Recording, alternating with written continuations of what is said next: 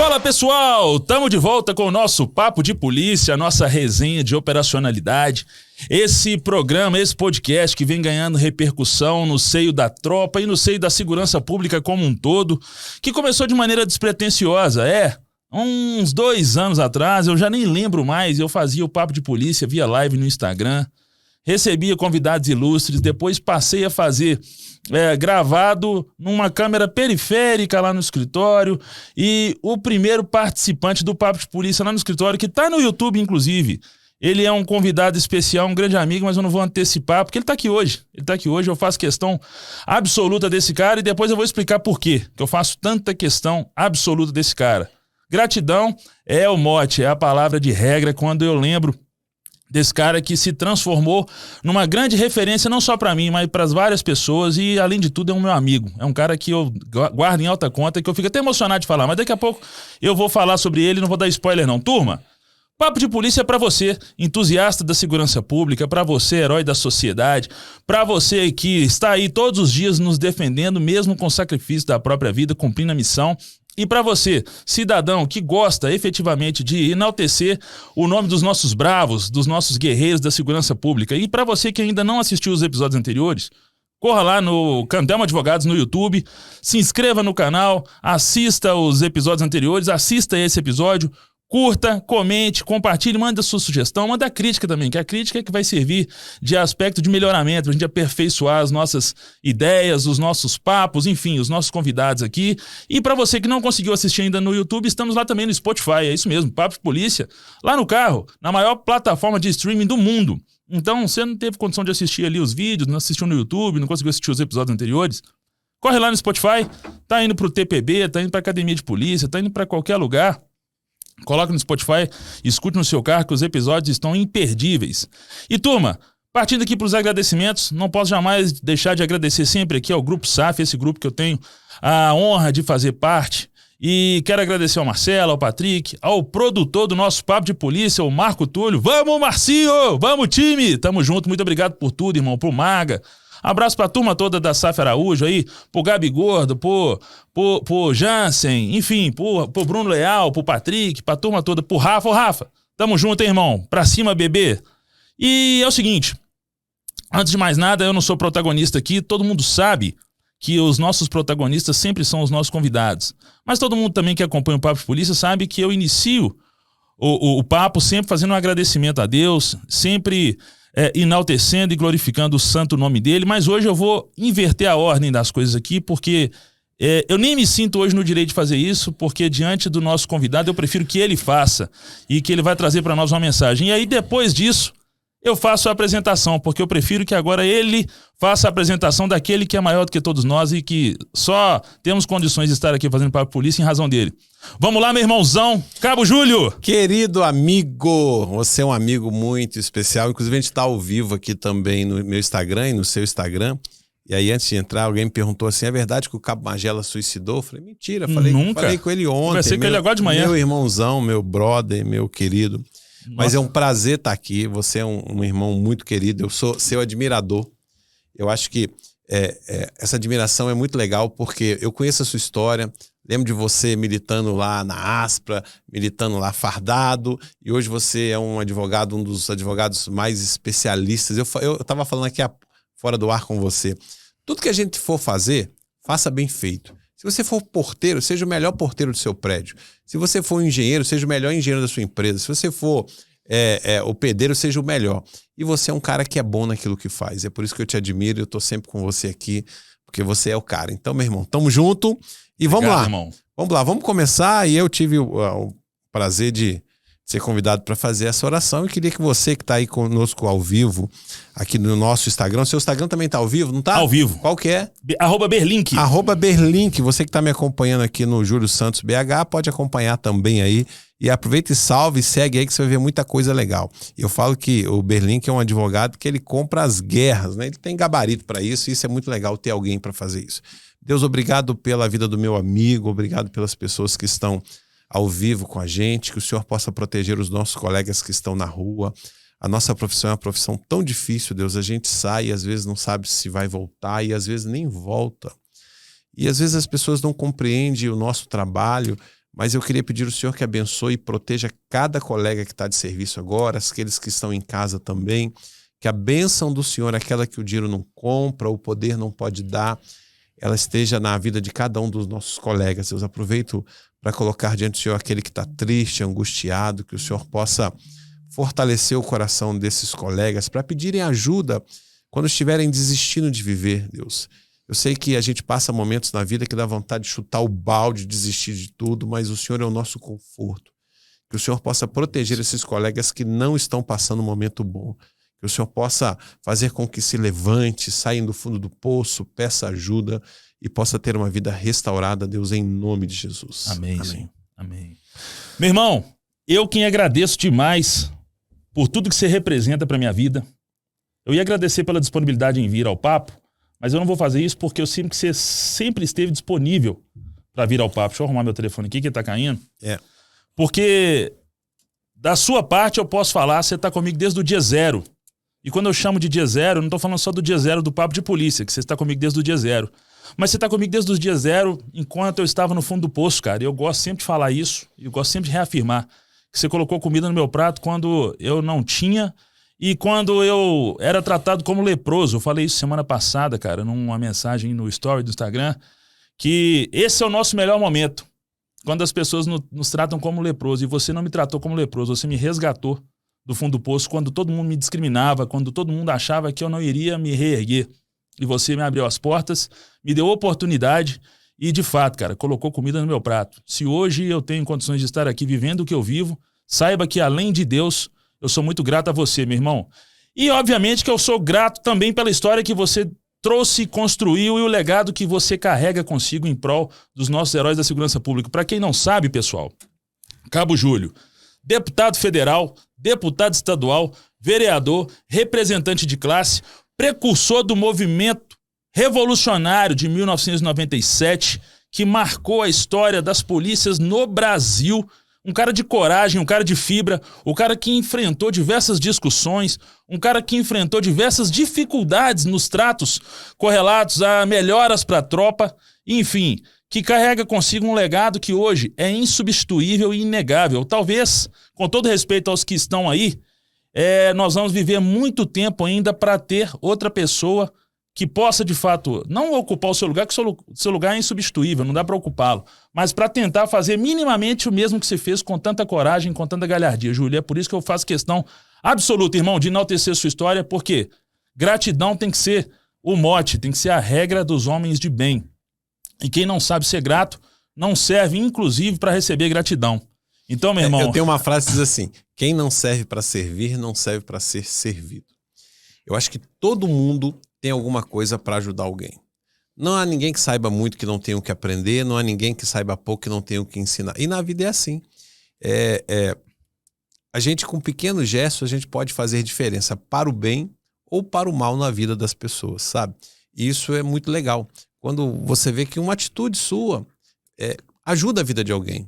Outro dia eu encontrei com um rapaz, ele falou, Cabo Júlio, tudo bem? Eu falei, tudo bem, você me conhece? Eu falei, não, você lembra disso? Não, sinceramente não dá para lembrar, são 5 mandatos. Não dá. Ele falou, olha, quando eu formei, eu era casado, me mandaram a 600 quilômetros de distância da minha casa.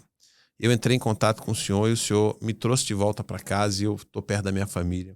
Isso poderia abalar a estrutura da minha família, o meu casamento, poderia abalar a educação da minha filha, o senhor me levou para casa, eu sou muito grato. Então é legal quando a gente encontra alguém e você vê que você ajudou as pessoas. Eu lembro que quando eu assumi o mandato aqui na Assembleia, tinha um concurso da Polícia Penal, você lembra disso? Você estava comigo? Estava contigo no gabinete. Ele estava parado há mais de 2 anos. Não é que estava parado, o concurso chamou aquelas pessoas que passaram no concurso, mas tinha quase 4.000 excedentes. Seja de policiais penais, seja de sócio educativo. E esse negócio estava parado, ninguém conseguia andar. E aí me trouxeram e falei, vamos lá. E eu fui na época na CEPLAG, e eu faço aqui o meu abraço ao Calazans, que era o cara que cuidava disso. A gente bateu bola muito, estudou isso. E a gente conseguiu, Benique, colocar para dentro da Polícia Penal, porque a Polícia Penal era quase toda de contratados. Você tinha lá 10% de concursados e 90% de contratados. E contratado era o seguinte, olha, vamos dar a sua escala, eu não posso, eu estudo. não pode, vou te demitir, você é contratado. Os caras não tinham direito. E a gente conseguiu, chamando de 200, 500 e 500, conseguiu colocar os 4.000 policiais excedentes para dentro. Então, eu lembro disso. 4.000 famílias beneficiadas. Tanto que eles brincam lá, o papai, né? O papai. Papai da Polícia então, Penal. É muito legal. Então tem gente que eu não conheço, que eu nunca vi, e a gente conseguiu ajudar alguém. Isso é muito legal, né? Então, eu lembro que nos meus últimos 2 mandatos aqui na Assembleia, todos os excedentes que me procuraram, eu consegui fazer com que fossem chamados. Excedente do curso de soldado, excedente do CHO, excedente do CFS, excedente do CFO. Eu lembro que tem uma menina, ela é tenente hoje, ela participava da minha célula lá na minha casa. E ela tinha ficado excedente no CFO bombeiro. Falei, meu Deus. Porque eram, se eu não me engano, 30 vagas. CFO bombeiro sempre foi menos e 10%, 3 mulheres. Ela era a terceira excedente. Falei, gente, mas como é que eu vou ajudar essa moça? Aí tivemos que chamar mais 30 para poder alcançá-la. Então a gente conseguiu ter... Foi a primeira vez na história, depois que tivemos 2 turmas de CFO bombeiro, porque geralmente bombeiro é pouco. E nós alcançamos, e essa moça falou, poxa, eu sou tão grata, eu estudei tanto, foi tão concorrido. Hoje ela deve ser primeiro tenente já. Então é muito legal quando você pode, com pequenos gestos, ajudar uma família, ajudar a história de uma pessoa, ajudar o sonho de uma pessoa. Quantas pessoas que... A gente sabe que, infelizmente, nós ainda temos resquícios de algumas covardias. Porque o papel é muito frio. A pessoa, às vezes, vê uma falta e pega aquele negócio frio, às vezes exclui uma pessoa. Gente, você excluir uma pessoa da polícia é algo muito sério. Você é advogado que defende esses colegas, sabe como é isso. Uma pessoa estudou anos e anos para ser policial civil, policial penal, bombeiro, e às vezes por causa de um ato, às vezes quem está julgando é muito frio. Quantas pessoas a gente conseguiu fazer com que não fossem excluídos por uma interpretação com mais justiça, né? Humanitária. Eu até estou pegando, me permita aqui invadir a sua competência, falar o caso daquela moça, eu vi no Instagram, uma policial militar que foi excluída porque tinha uma plataforma no Instagram que dançava de short. Gente, a gente tem hoje policial rebolando fardado e não acontece nada. Você pega no Rio de Janeiro lá, tem um capitão, um capitão que dança fardado. Você tem um outro sargento que finge que está no Uber. Tudo isso é jeito de você amenizar a relação da polícia com a própria sociedade. Se a moça tivesse fardada, tudo bem, mas ela na vida privada... Então você vê, olha que coisa... Ela não faz menção nenhuma, Júlio. Nenhuma. Não, nós estamos voltando à época em que a policial feminina, eu lembro disso, que eu entrei na polícia em 88, ela era excluída porque se ela fosse solteira engravidasse, a polícia entrava na vida privada dela. Então são essas covardias que ainda tem.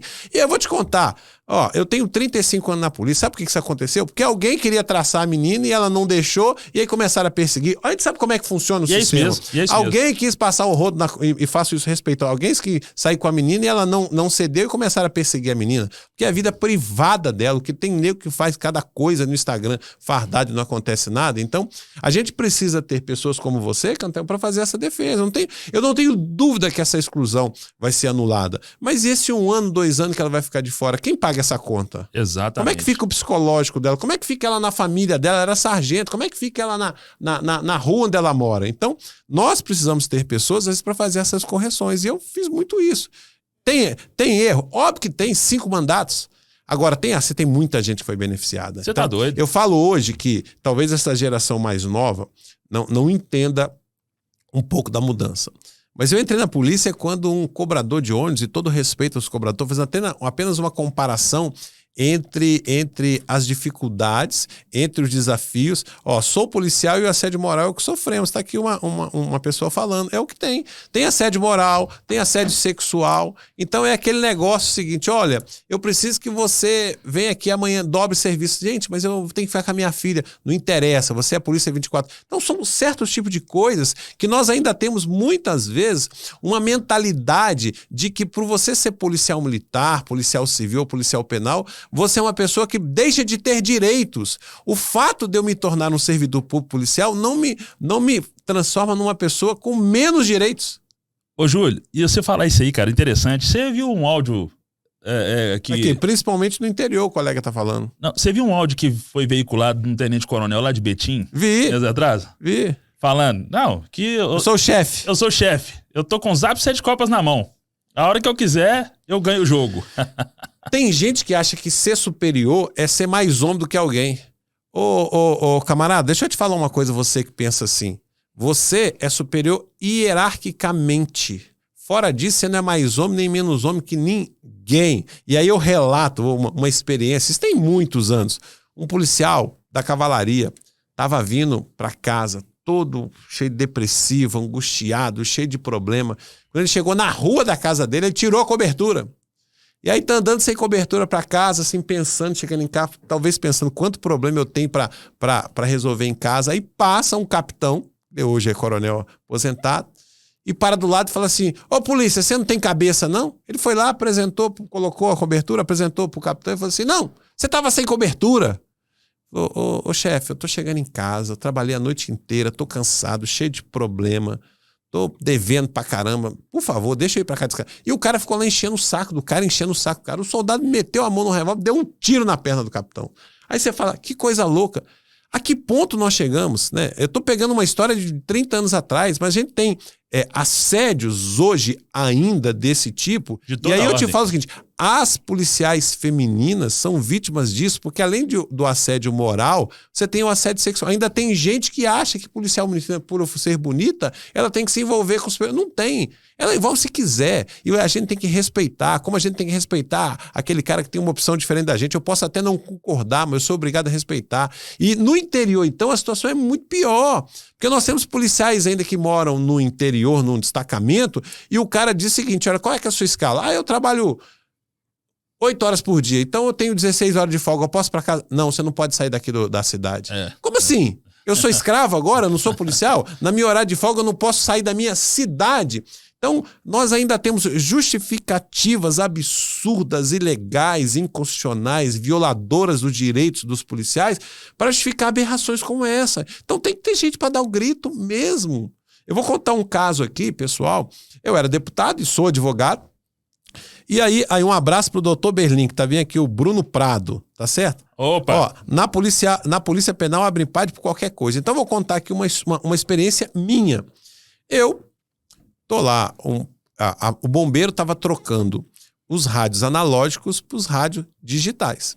E aí um aspirante estava de CBU na viatura e o carro do bombeiro, a autobomba lá, o tanque lá, estava seguindo ele para abastecer e deslocar para o incêndio. O aspirante, uma viatura menor, abasteceu, pá, seguiu para o local. Deixou o cabo, comandante da guarnição, para trás. Não tinha rádio. Ele ligou pro Cobom e falou assim, me dá o endereço, porque o aspirante foi na frente. O Cobom falou o seguinte, olha, pode voltar pro quartel, porque chegaram lá e constataram que não existe o incêndio. Ele voltou pro quartel.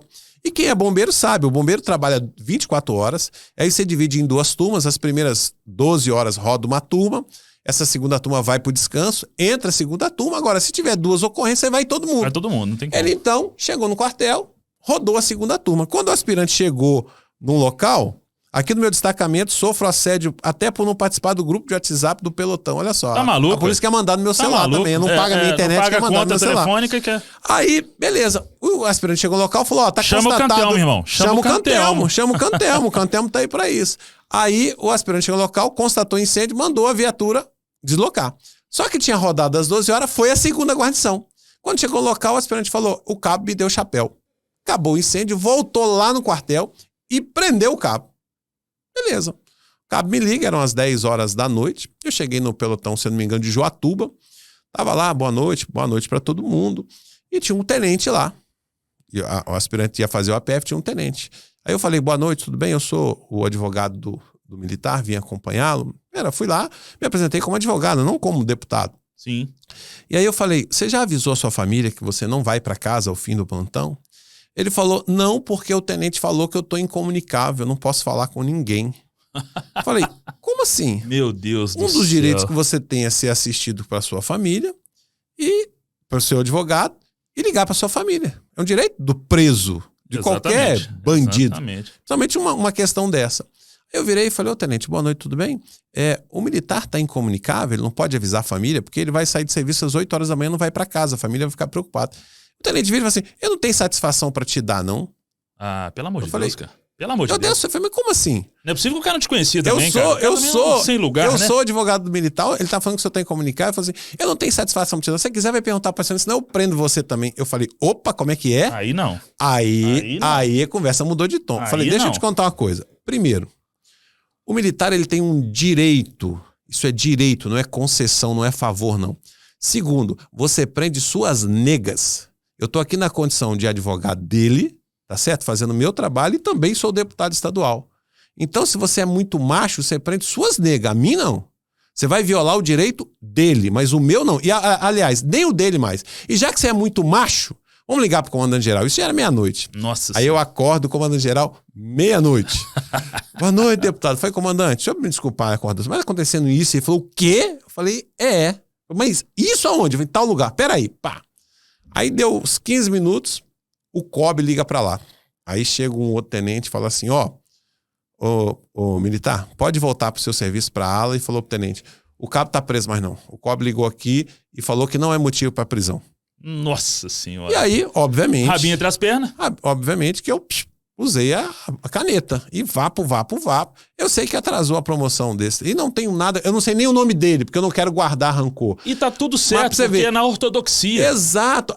Olha uma coisa tão simples. Eu falei assim, o militar pode avisar pra família que tá preso. Só isso. Só isso. É um direito. E aí o que acontece? Ele não deixou, e ainda, não sei se ele tava mal, tava de TPM esse tenente hoje lá, mas ele veio me brigar comigo. Gente, se ele tem alguma coisa contra mim, tudo bem, porque você pode... TPM. Ninguém é obrigado a gostar de ninguém, não, mas é o cara fazer um negócio, violar... Quando você volta pra polícia, tá fazendo falta. Ô, meu amigo, a gente vai falar disso daqui a pouco. Polícia é cabuloso, mas não tá nos meus planos, não, tá? E aí, o que acontece? O militar depois entrou, inclusive, com uma ação civil contra esse tenente, tá certo? Porque são absurdos. Agora, esse absurdo eu tava lá pra detectar. E agora, e os milhares de absurdos como esse que acontecem? Na cifra negra. E o colega não tem pra quem ligar. Ele não tem para quem chamar, ou fica com medo, às vezes, de uma perseguição velada, que a gente sabe como é que funciona. A perseguição é velada, o cara muda de escala, transfere, não é a bem do serviço público. Aí manda o cara lá para longe, pro raio que passa. Como fizeram com o Magela, né? Exatamente. Magela, coitado. Nossa senhora, tá marchando. Com a titanzinha dele, roda 200 e tantos quilômetros pra ir, 200 quilômetros pra voltar. Fusquinha azul, um Ah, abraço pro Magela. Um abraço pro Cabo Magela. Então a gente tem isso. E às vezes também, você tem isso na Polícia Civil. Você viu o caso da menina que suicidou? Sim. Tá certo? Sim. Porque o que acontece? A autoridade, ela é uma coisa que tem que ser exercida com responsabilidade. Você não pode exercer achando que você tem o direito de violar os direitos do seu subordinado. O cara ser seu subordinado é uma questão hierárquica profissional, não é uma questão pessoal. Você não pode invadir a vida da pessoa, você não pode violar. Aí funciona o seguinte, a polícia fica o tempo todo na escolinha. Escolinha de soldado, de sargento, de oficiais. Você não pode violar. O próprio juramento da polícia é diferente do nosso quando nós entramos. Ao ingressar da polícia militar, prometo. Aí tem um item que fala assim, foi acrescentado, respeitar os direitos humanos. Isso. Hoje, no juramento de qualquer formatura, você tem respeitar os direitos humanos. Então, a polícia me ensina e me obriga a respeitar os direitos humanos do cidadão. Ainda que seja o cidadão infrator. Eu posso pegar um cara estuprador e quebrar a cara dele? Não posso. Porque ele é estuprador, ele tem que resolver com a justiça, mas eu, como policial, eu sou o Estado. Eu tenho que respeitar o direito. Mas a própria instituição não respeita os meus. Aí eu pergunto, o que acontece? É ação reflexa. Se a polícia não respeita o meu direito, tende a me provocar a não respeitar os dos outros. Exatamente. Então, isso ainda acontece. E aí eu te falo assim, graças a Deus que acontece menos. Hoje, a formação dos novos oficiais. Sócio-educativo Minas Gerais é muito grato ao Cabo Júlio. Forte abraço. Um abraço, Eduardo. Um abraço para vocês. Muito obrigado, viu? Rodney Martins, um abraço. Queremos o Cabo Júlio de deputado. A segurança em Minas está órfão. Tem político lacrador se passando por classista. Isso aí é realmente complicado. Ô, Júlio, antes da gente prosseguir aqui com as questões de polícia. Chile Manassés, um abraço, viu, querida? Tô de olho, fica calma, relaxa. Entrou aqui, tá conosco. De onde vem o Cabo Júlio? Onde está o Cabo Júlio? Para onde vai o Cabo Júlio? Sua história de vida eu já conheço profundamente, mas a turma, eu acho interessante contar. De camelô. Então, deixa eu voltar lá atrás. O meu pai era policial federal e o meu pai teve uma desavença familiar em Goiás. Meu pai é pernambucano e ele abandonou a polícia e foi vender picolé na rua. Ele pegou a a primeira mulher dele com outro colega da polícia. E aí ele ficou desorientado, pediu transferência, eles não quiseram transferir, ele abandonou a carreira e foi vender picolé na rua quando ele conheceu minha mãe, né? Eu entrei na polícia numa época muito ruim. Muito obrigado pela contribuição que fez na PM. Samara... Ixi, difícil. Samara Seron. Às vezes o nome do Instagram é diferente, né? Um abraço, querido. E aí eu entrei na polícia em 88. A Constituição estava virando ali. Transição. A transição, então a gente tinha aquela cultura ainda da polícia do que pode tudo. Eu entrei na polícia numa época muito ruim, vocacionado. Na época que ganhava salário mínimo, tinha RDPM, mas apaixonado. Em 97, logo antes da greve, eu trabalhava na Rotam e tinha participado de uma troca de tiro com um traficante, tinha baleado 2 traficantes e fiquei preso. Eu fiquei preso 5 dias até que a justiça, naquela época era tudo mais lento, reconhecesse a minha exclusão de licitude, a minha legítima defesa e me soltasse. Eu fiquei chateado, porque eu fiquei preso quando eu estava com uma filha de 3 meses de nascido. E eu fiquei, não quero trabalhar na rua, não. Eu trabalhei a vida inteira na Rotam. Eu falei, não, fiquei chateado, porque aí fui trabalhar na administração da Rotam. Foi quando aconteceu a greve. E eu era policial durante a noite, trabalhava noite sim, noite não. E durante o dia eu era camelô no Barreiro. Eu viajava para Paraguai comprar muamba. Ainda tinha aquela época de você vender Paraguai na rua, tinha um camelô na rua. E final de semana era segurança do Forró Farrinha. Eu gosto dessa parte, Era segurança do Forró Farrinha. Então eu tinha 2 empregos. Porque o que você acha da covardia do Zema de não dar... Depois eu vou responder as perguntas só para não quebrar o raciocínio, tá bom, querido?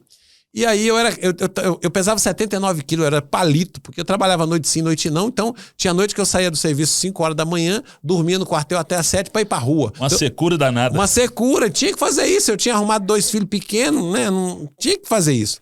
E aí... eu trabalhava de camelô, no forró, e trabalhava na polícia. Muito obrigado pela aula, Sargento Joás, viu, Júlio? Tá bom, meu irmão, um abraço. Desculpa te interromper. Bom dia, cara. senhor, verdadeiro representante do nosso direito. Forte abraço, Sargento Tiago Luiz Diamantina. Um abraço, Tiago. E aí, veio a greve. E por que a greve começou? Para você que entrou na polícia depois entender a história. Havia um acordo velado de que um delegado de polícia tinha que ganhar a mesma coisa que um coronel. Então, o último posto, coronel, delegado geral, tinha o mesmo salário. Os delegados conseguiram na justiça o direito de ter um aumento, onde eles teriam um aumento em razão de um paralelo, se eu não me engano, com a Defensoria Pública, com o Ministério Público, e o salário deles ia pular. Os coronéis ficaram sabendo disso e falaram, não, mas nós não aceitamos que um delegado ganhe nem um dia e nem R$1 a mais que um coronel. Procuraram o governador falou, olha, eu não tenho condição de dar aumento para a polícia toda, porque até depende de lei para isso. E os coronéis falaram, não, dê aumento só para os oficiais, porque nós não vamos aceitar ganhar menos que o delegado, e a gente segura a tropa. Foi esse o problema. Quem que era o comandante-geral, Júlio? Antônio Carlos dos Santos. Antônio Carlos dos Santos. E aí o governador falou, mas como assim? Não, dá aumento só para os oficiais e a gente segura a tropa. O gabinete militar era o Zé Guilherme? Não, o Zé Guilherme era o CPC. CPC, Zé Guilherme do Couto. E aí, é como se você tivesse assim, você tá passando fome, você tem 2 filhos, você leva um para comer e deixa outro morrer de fome. Essa foi a história. E aí deram aumento. Pá, e aquilo explodiu. Então, no dia, 2 dias depois, era o aniversário do Canil, da 5ª Companhia de Cães do antigo BP Choque. E o coronel Zé Guilherme, que era o CPC, foi lá.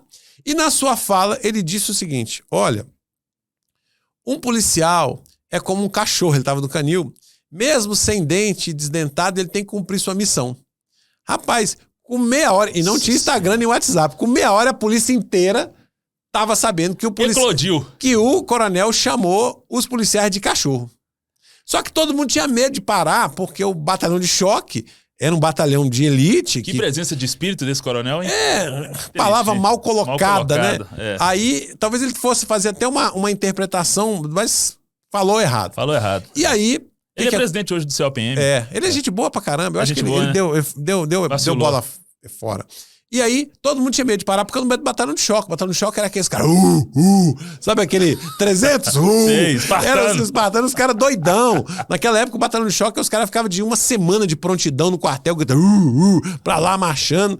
E aí, de repente, chegou no batalhão de choque, que tinha chamada 13 horas. Quando chamaram 13 horas em forma, o batalhão de choque não entra em forma. Aí a polícia inteira, o batalhão de choque se rebelou. E eu tô lá na minha. até então era da Companhia Rotan, tô lá na minha. E aí chega o Coronel Zé Guilherme.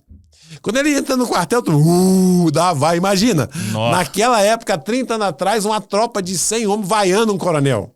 Chamaram todo mundo no auditório. E aí eu fui de mané também. Aí ele começou a falar, eu levantei o dedo, fiz uma pergunta, falei, coronel, o senhor acha justo dar aumento para os oficiais e deixar os praças que estão passando dificuldade do lado de fora? Quando com essa pergunta eu entrei, começou o movimento, porque não tinha movimento organizado. Aí quando ele tentou explicar, o nego vaiou, ele saiu. Aí o Major Renato, que depois virou comandante-geral, chamou um outro capitão e falou, Muxiba, você chamou a tropa em forma, não foi? Porque vou mandar um outro lá. E mandou um durão lá. Cadê que a tropa entrou? E aí pra rua, nós fomos pra rua. E aí na rua, nós tomamos a Américo Vespucci inteira. Eu falei, gente, o pessoal da rua não tem culpa do nosso movimento. Vamos tomar só meia pista e deixar os carros passar? O povo, vamos. Vamos virar à direita? Vamos. Nessa hora, espontaneamente nasceu a liderança. Aí quando chegou na praça, com um movimento não provocado, quando chegou na Praça da Liberdade, vamos conversar com quem? A gente não tem quem conversar, não tem liderança. Aí eu entrei, todo mundo entrou, e aí começou o movimento. E aí veio o movimento, todo mundo sabe da história, houve um tiro que era para me acertar. O nosso herói Cabo Valério entrou na frente, tomou o tiro no meu lugar. Nós conseguimos o aumento, mas perdemos uma vida.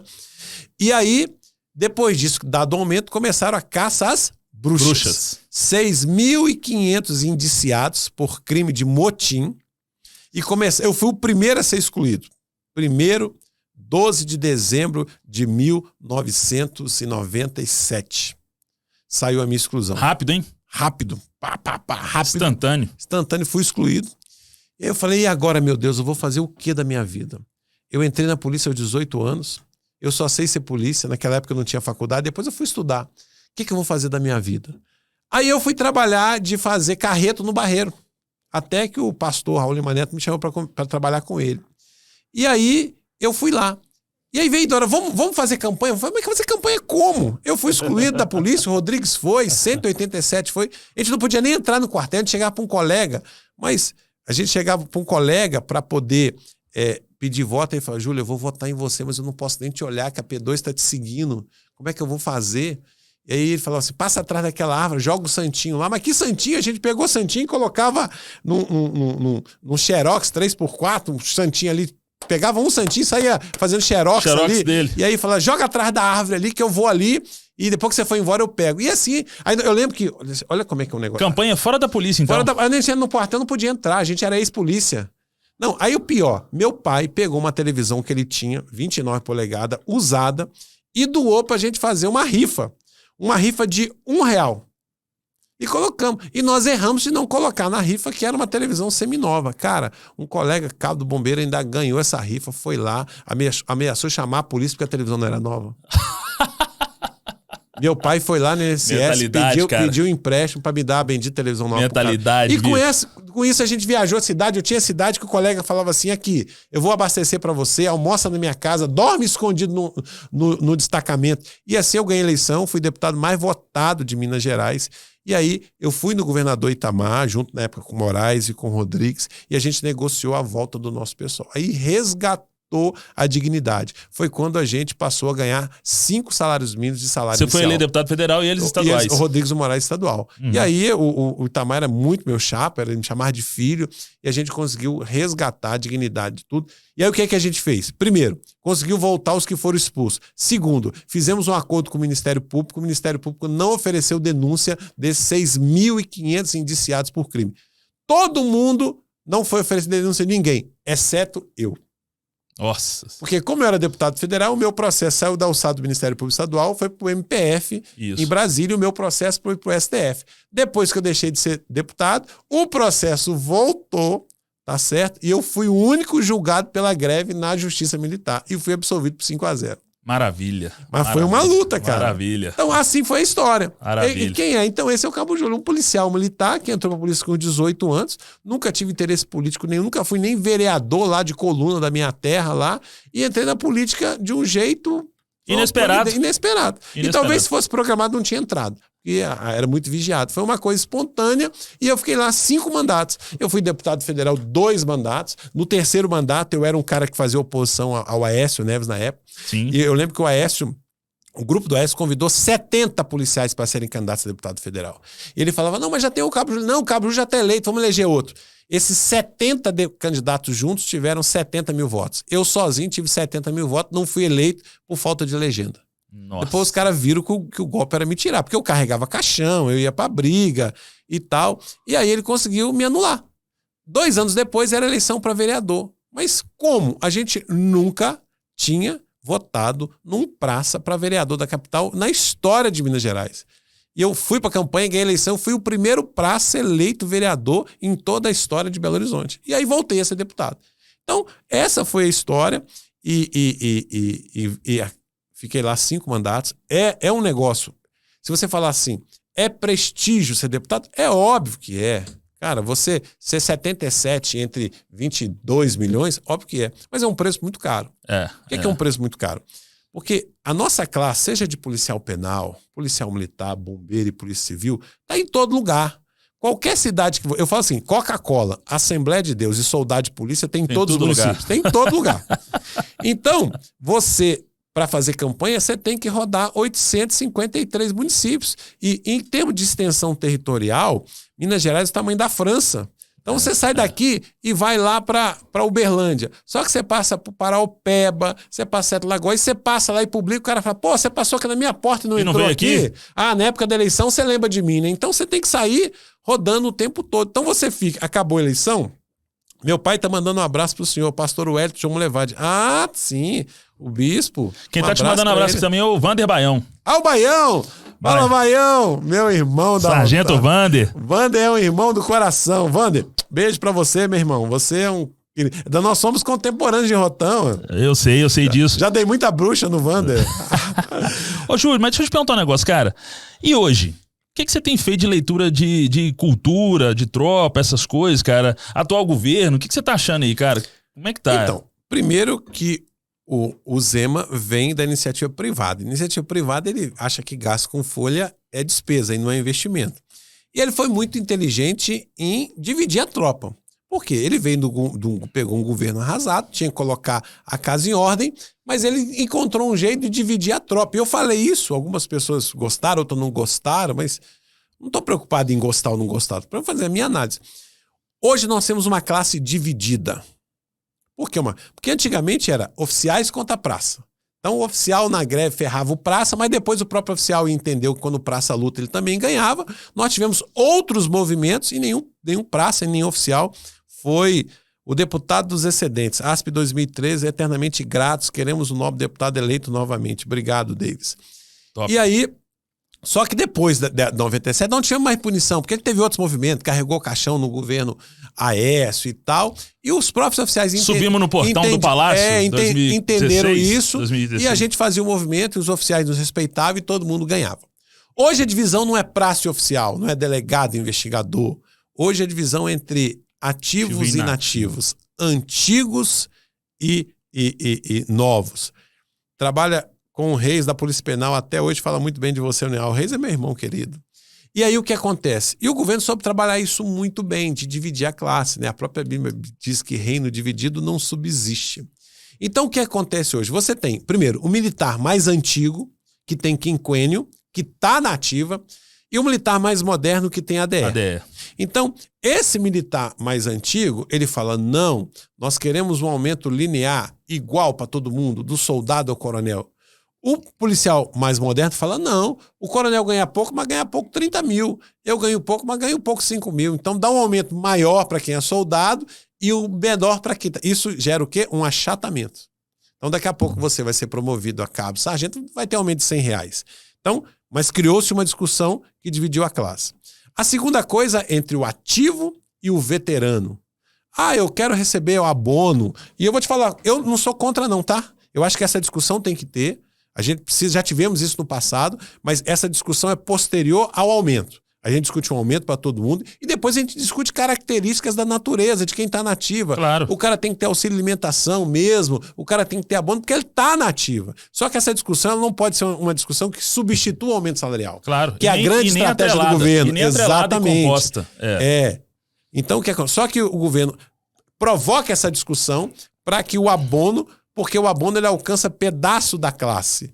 Ele se sobrepõe à questão do aumento salarial. Tá certo? Então, o que acontece com isso? A gente tem uma classe dividida. Aí o cara fala o dinossauro. Aí o dinossauro, o mais antigo, fala assim, o Nutella. E nós dividimos a nossa classe. Então, você tem qualquer discussão, essa discussão não avança porque o veterano quer uma coisa, o novo quer uma coisa e não avança, dividiu-se a classe e o governo trabalhou isso muito bem e o governo é inteligente, sabe o que ele faz? Lança pequenas spots, discussões. Você vê, tem um vídeo rodando aqui, o governo vai dar um aumentinho e 3 abonos. Aí o governo solta isso e começa a soltar no grupo de polícia e começa a ver a reação. E vê que a reação é dividida. Pronto, nós estamos destruídos. Acabou. Então o governo, Zema, tem dinheiro para dar aumento para ele e ele é multimilionário. Só para quem não sabe, quando o Zema assumiu o governo, ele vendeu a rede de postos dele, a família dele, por 500 milhões de reais. Ele é multimilionário.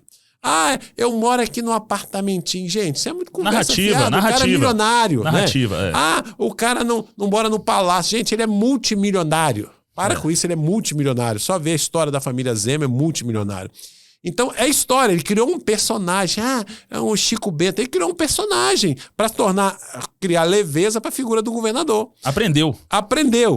Ele criou esse personagem. Então, o que acontece? Então, o governo trabalha muito bem e tem dividido a classe de forma que vai dar um aumento miserável e não vai dar só para a polícia, vai dar para todo funcionário público. Porque qual é a ideia? Eu não vou tratar a polícia diferente. A polícia sempre foi tratada diferente porque ela é diferente. Por que é diferente? Eu não posso ter sindicato, eu não posso ter um bico, eu não posso ter o segundo emprego, tá certo? Eu tenho dedicação exclusiva. Então, o trato salarial é diferente porque era uma carreira diferente. O policial talvez é uma das poucas carreiras que você dá a sua vida para defender quem você não conhece. Exatamente. Você sai de casa e não sabe se volta. Então, esse era o trato diferente. Só que o governo pegou a classe policial e colocou na mesma sacola e falou, vocês não são diferentes. Vocês tinham força, hoje não tem mais. Todo governador sempre teve medo da segurança pública. Itamar Franco, que foi nosso paizão. Aécio Neves não era porque era bonzinho, não, porque ele tinha medo da polícia, porque a gente carregou muito caixão. O Aécio é meu amigo, a gente enterrou ele muitas vezes. O Aécio, a Anastasia e todos os outros sempre deram aumento para a polícia, porque a polícia sempre foi uma classe que, se parar, acontece o quê? Abala a estrutura do Estado. Só que o próprio Estado, e como diz o Tropa de Elite, né? O sistema é F, né? Não é fácil não, né? O sistema é foda, o sistema é foda. O sistema é bicho, é lutar. O que o sistema começou a se preparar?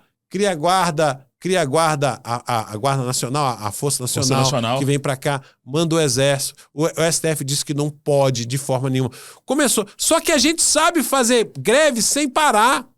A gente sabe abalar a estrutura sem parar. Aí você vê, você tem lá 2.000 pessoas na rua, 3.000 pessoas na rua, na Assembleia, e o cara lá na ponta da linha, vibrando igual o trator de banguela. Prendendo, desembolado. Aí o que acontece? O governo usa, e aí falo isso de forma muito respeitosa, índices que não são reais. A gente sabe que é uma maquiagem de dados. Eu fui vítima disso. Eu tive o meu carro roubado. O cara foi na minha porta, me assaltou, colocou o revólver, levou meu carro. O carro tinha rastreador. 1 quilômetro depois o carro parou. Falou, não, então não foi assalto não, né, deputado? Aí ele falou, o que então? Porque não pode... Foi veículo recuperado. Por causa dos nossos índices aqui locais, senão a gente perde. Então a gente sabe que tem muita coisa maquiada mesmo. E há um jogo para isso. É mais ou menos aquela Tropa de Elite, né? Põe o corpo para lá, maré zero. Põe para cá, maré zero. Aquilo é fato. A gente sabe que é assim. Então, o que acontece? O governo trabalha muito bem, dividiu a classe, comunica bem, tá certo? E aí, o que acontece? Nós estamos passando um momento onde você se chama um movimento, eu não vou, não. Por que eu não vou? Não, deixa... É a história, e eu vou gastar 1 minuto para contar essa história. Diz que um rei tinha 5 conselheiros. Vou gastar 10. Ele falou assim, vou fazer uma reunião do conselho, porque eu preciso tomar uma decisão. E eu quero que os meus conselheiros venham tomar um vinho comigo. Cada um de vocês traga uma garrafa de vinho. Aí um dos 5 falou assim, vou levar vinho, não, vou levar água, porque na hora que eu colocar água no meio do vinho, ninguém vai perceber. E aí cada um que chegava, pegava sua garrafa e jogava na talha. Resultado, quando abriu-se a talha, só tinha água. Todo mundo falou, deixa o outro levar o vinho que eu levo a água. Deixa eu levar, no final não tinha. A história é a mesma. Deixa o pessoal aposentado ir pra greve. Deixa pra manifestação. Eu não vou. O pessoal da aposentadoria fala, também não vou não. O cara que é da ativa, que é o melhor beneficiado, eu já tô reformado, tem meu 7 quinquênio, tô defendendo ele, não vai? Aí não vai. Hoje a gente acabou ficando desacreditado. Então você tem audiência pública, você tem movimento que acaba não dando em nada, porque o governo já sabe hoje que a gente não vai parar, a gente não vai parar de prender, a gente não vai botar para quebrar. E não tem força de mobilização. Por quê? Porque a gente acabou sendo uma classe que se dividiu. E eu falo o seguinte, olha, o reformado, o veterano tem o interesse? Tem. O cara da ativa tem o interesse? Tem. O delegado tem o interesse, o escrivão, o agente de polícia, o policial penal só tem interesse? A gente se une, ganha o que é comum, aquilo que é consenso a gente luta e a gente depois discute o dissenso. Mas não, nós nos dividimos tanto, entidade brigando com entidade, deputado brigando com deputado. Então, reino dividido não subsiste. A gente se tornou uma classe frágil em razão de desunião da própria classe. A gente tem que o seguinte, eu não gosto de você, você não gosta de mim? A gente vai pra luta. Depois a gente volta a sair no tapa. Exatamente. Mas primeiro a gente resolve o interesse que é comum. Exatamente. Infelizmente a gente tá vivendo isso. Ô, Júlio. E eu me culpo por isso também. A culpa é minha, Júlio. A culpa é do Rodrigues, a culpa é das entidades, a culpa é do inativo, do veterano. A culpa é de todo mundo, porque a gente se uniu, a gente deixou que os interesses pessoais fossem mais importantes que os interesses da classe. Então a gente é uma classe que fala assim, vou parar. O governo fala assim, duvido, não para. E outra coisa que eu vou te falar, primeiro de tudo, mandar um abraço aqui pro pastor Flávio Maurício, sargento Flávio, lá do Tribunal de Justiça Militar. Mandou um abração aqui, ó. Um abraço, irmão. Berlink e Júlio, parabéns a você, sargento Flávio Maurício do TJM. Um abração, viu, meu irmão? Pastor Flávio Maurício. Irmãozão querido. Júlio, te falar uma coisa. Você tocou num ponto aí nevrálgico, cara, com relação a exercício de mandato e o controle dos nossos sentimentos. Cara, nós somos seres humanos. Mas à medida que a gente representa a coletividade, a gente tem que deixar de lado determinadas vaidades. Falou isso porque você tocou num ponto aí de briga entre entidade de classe, briga entre deputado, etc e tal. Eu vivi uma experiência, cara, não tão confortável. Hoje, graças a Deus, depois de uma articulação muito forte, nós conseguimos ocupar um espaço de representação que há muito tempo não foi nosso. E quando eu digo nosso, enquanto advogados, eu me incluo na classe de advogados praças, não advogados oficiais. E olha só, tem alguém aí? Aí, que legal, tá vendo? Tá vendo? Continua, querido, desculpa o seu raciocínio. E aí, o seguinte, cara, hoje eu sou o presidente da Comissão de Direito Militar da OAB e o Leopoldo, o capitão Leopoldo, é o presidente da Comissão de Segurança Pública da OAB. Eu sou o secretário-geral do Leopoldo na Comissão de Segurança Pública. E anteriormente, essas comissões eram ocupadas por advogados oficiais, coronéis. Sim. Nada contra a figura dessas pessoas e nada contra a figura do advogado oficial. Porém, longa-manos de determinados interesses que talvez não sejam interesses do chão da fábrica. E, cara, o Leopoldo foi sentar com o Rodrigues, que é o presidente da Comissão de Segurança Pública, para nós montarmos uma coalizão e, obviamente, trazer um apoio institucional da OAB para determinadas discussões da segurança pública. O Rodrigues falou que não senta na mesa comigo. Por quê? Eu não sei por quê. Porque nós estamos ali querendo trabalhar em prol de uma coletividade. Nós temos problemas pessoais, você sabe muito bem disso, eu e o Rodrigues. Mas eu tô cagando e andando para problema pessoal. Do que eu já tive com o Rodrigues, nós somos adversários ferrenhos. Só que chega um momento e fala assim, eu não sou mais deputado, eu sou policial, você é meu representante. E todo mundo viu que na campanha eu fui pra rua pedir voto pra ele. Eu pedi voto pra ele, eu vi, ué. E tenho certeza que fiz. Rodney Martins, se o senhor voltar, tem uns 10 votos da minha família. Obrigado, Rodney. Obrigado, Rodney. Um abraço aqui pro Sargento Oliveira. Obrigado ao vulgo Foguinho, lá de Betim. Denze, tá fazendo falta no cenário. Gente, quando você mandar mensagem, manda seu nome, porque às vezes o Instagram eu não consigo saber quem é você. A Ju tinha que voltar. Então, só que eu falei, Rodrigues, eu tô encerrando meu mandato, você é um representante de classe e a partir de hoje eu sou seu eleitor e vou pedir voto. E fui, você tava pedindo voto. Cara, porque é o meu representante. Então, mais do que briga que eu e ele já tivemos, muitos. Mas o interesse da classe, ele tem que se sobrepor. Exatamente. E eu sou grato a ele, porque quando veio eles tentaram me perseguir pós-campanha, pós-eleição, ele foi um dos poucos ou únicos que me ajudou e fica aqui minha gratidão pública ao Rodrigues por isso. Perfeito. Só que a vida segue. A vida segue, as coisas precisam ser superadas e em prol de uma coletividade, em prol de um objetivo maior, a gente tem que deixar de lado determinadas questões que são ínfimas, né? Que são superficiais, que são rasas. Ô, irmão, mas e aí, cara? que você tem de projeto hoje? O que você tá pensando? Como é que tá a questão da vida de polícia agora? Porque você ficou bombeiro há muito tempo, agora você voltou pra polícia. O que eu fui fazer? Depois que eu saí da vida política... Não, ainda na vida política eu fui investir em mim. Eu fui estudar. Sabe disso? Eu sempre gostei muito de estudar. Eu lembro. Então, eu fiz duas faculdades. Doutorado. Eu fiz faculdade de teologia. Fui professor de teologia há algum tempo. Depois fiz faculdade de direito. Porque tem alguém me ligando aqui, aí vai interrompendo. Desculpa aí, gente. Aqui também tá acontecendo isso toda hora. Alguém liga aqui e sumiu, ficou tudo preto aqui. Ah, voltou, acho que voltou. Então, eu fui estudar. Desde o meu primeiro mandato, eu fui estudar. Eu fiz faculdade de teologia, depois eu fiz faculdade de direito, depois eu fiz pós-graduação no Milton Campos de Ciências Penais. Inclusive, eu encontrei ontem o doutor Arthur Guerra, Márcio, veterano da cidade Mar de Espanha. Eita, glória! Morei aí, senador Cortes, viu? E aí, depois eu fiz pós-graduação. Então, voltando aqui o raciocínio. Fiz faculdade de teologia, fiz faculdade de direito, depois fiz pós-graduação em ciências penais, fiz pós-graduação em direito do consumidor, fiz pós-graduação em direito de família e sucessões, fiz pós-graduação em psicologia, depois eu fiz MBA em auditoria, controladoria e contabilidade, depois fui para o mestrado no IDP, lá em direito penal e econômico, então gostei de estudar.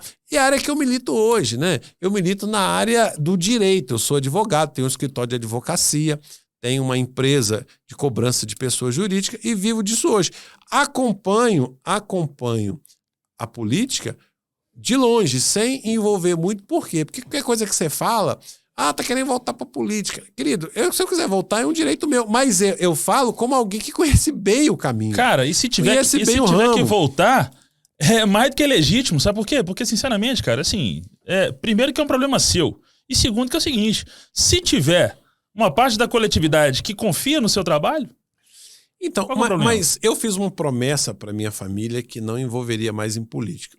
Eu tenho um filho de 32 anos, que é o Bruno, meu filho, meu chapa, cara, meu melhor amigo, meu cara, irmão, sensacional. Meu sócio nos negócios que a gente tem, que eu não vi ele crescer.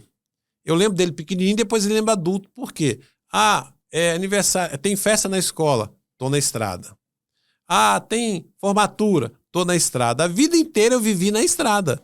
Por quê? São 5 mandatos, 20 anos, representando uma classe que está em tudo quanto é lugar. E o cara quer te ver de perto, quer levar para você. E depois que inventaram o WhatsApp, é o seguinte, o negócio virou um inferno. Você tá doido. Eu tinha no meu telefone, eu tinha 5 contas do Gmail, eu tinha 65 mil contatos no meu telefone. Nossa então senhora. desses 5 anos, eu tirei 10 dias de férias.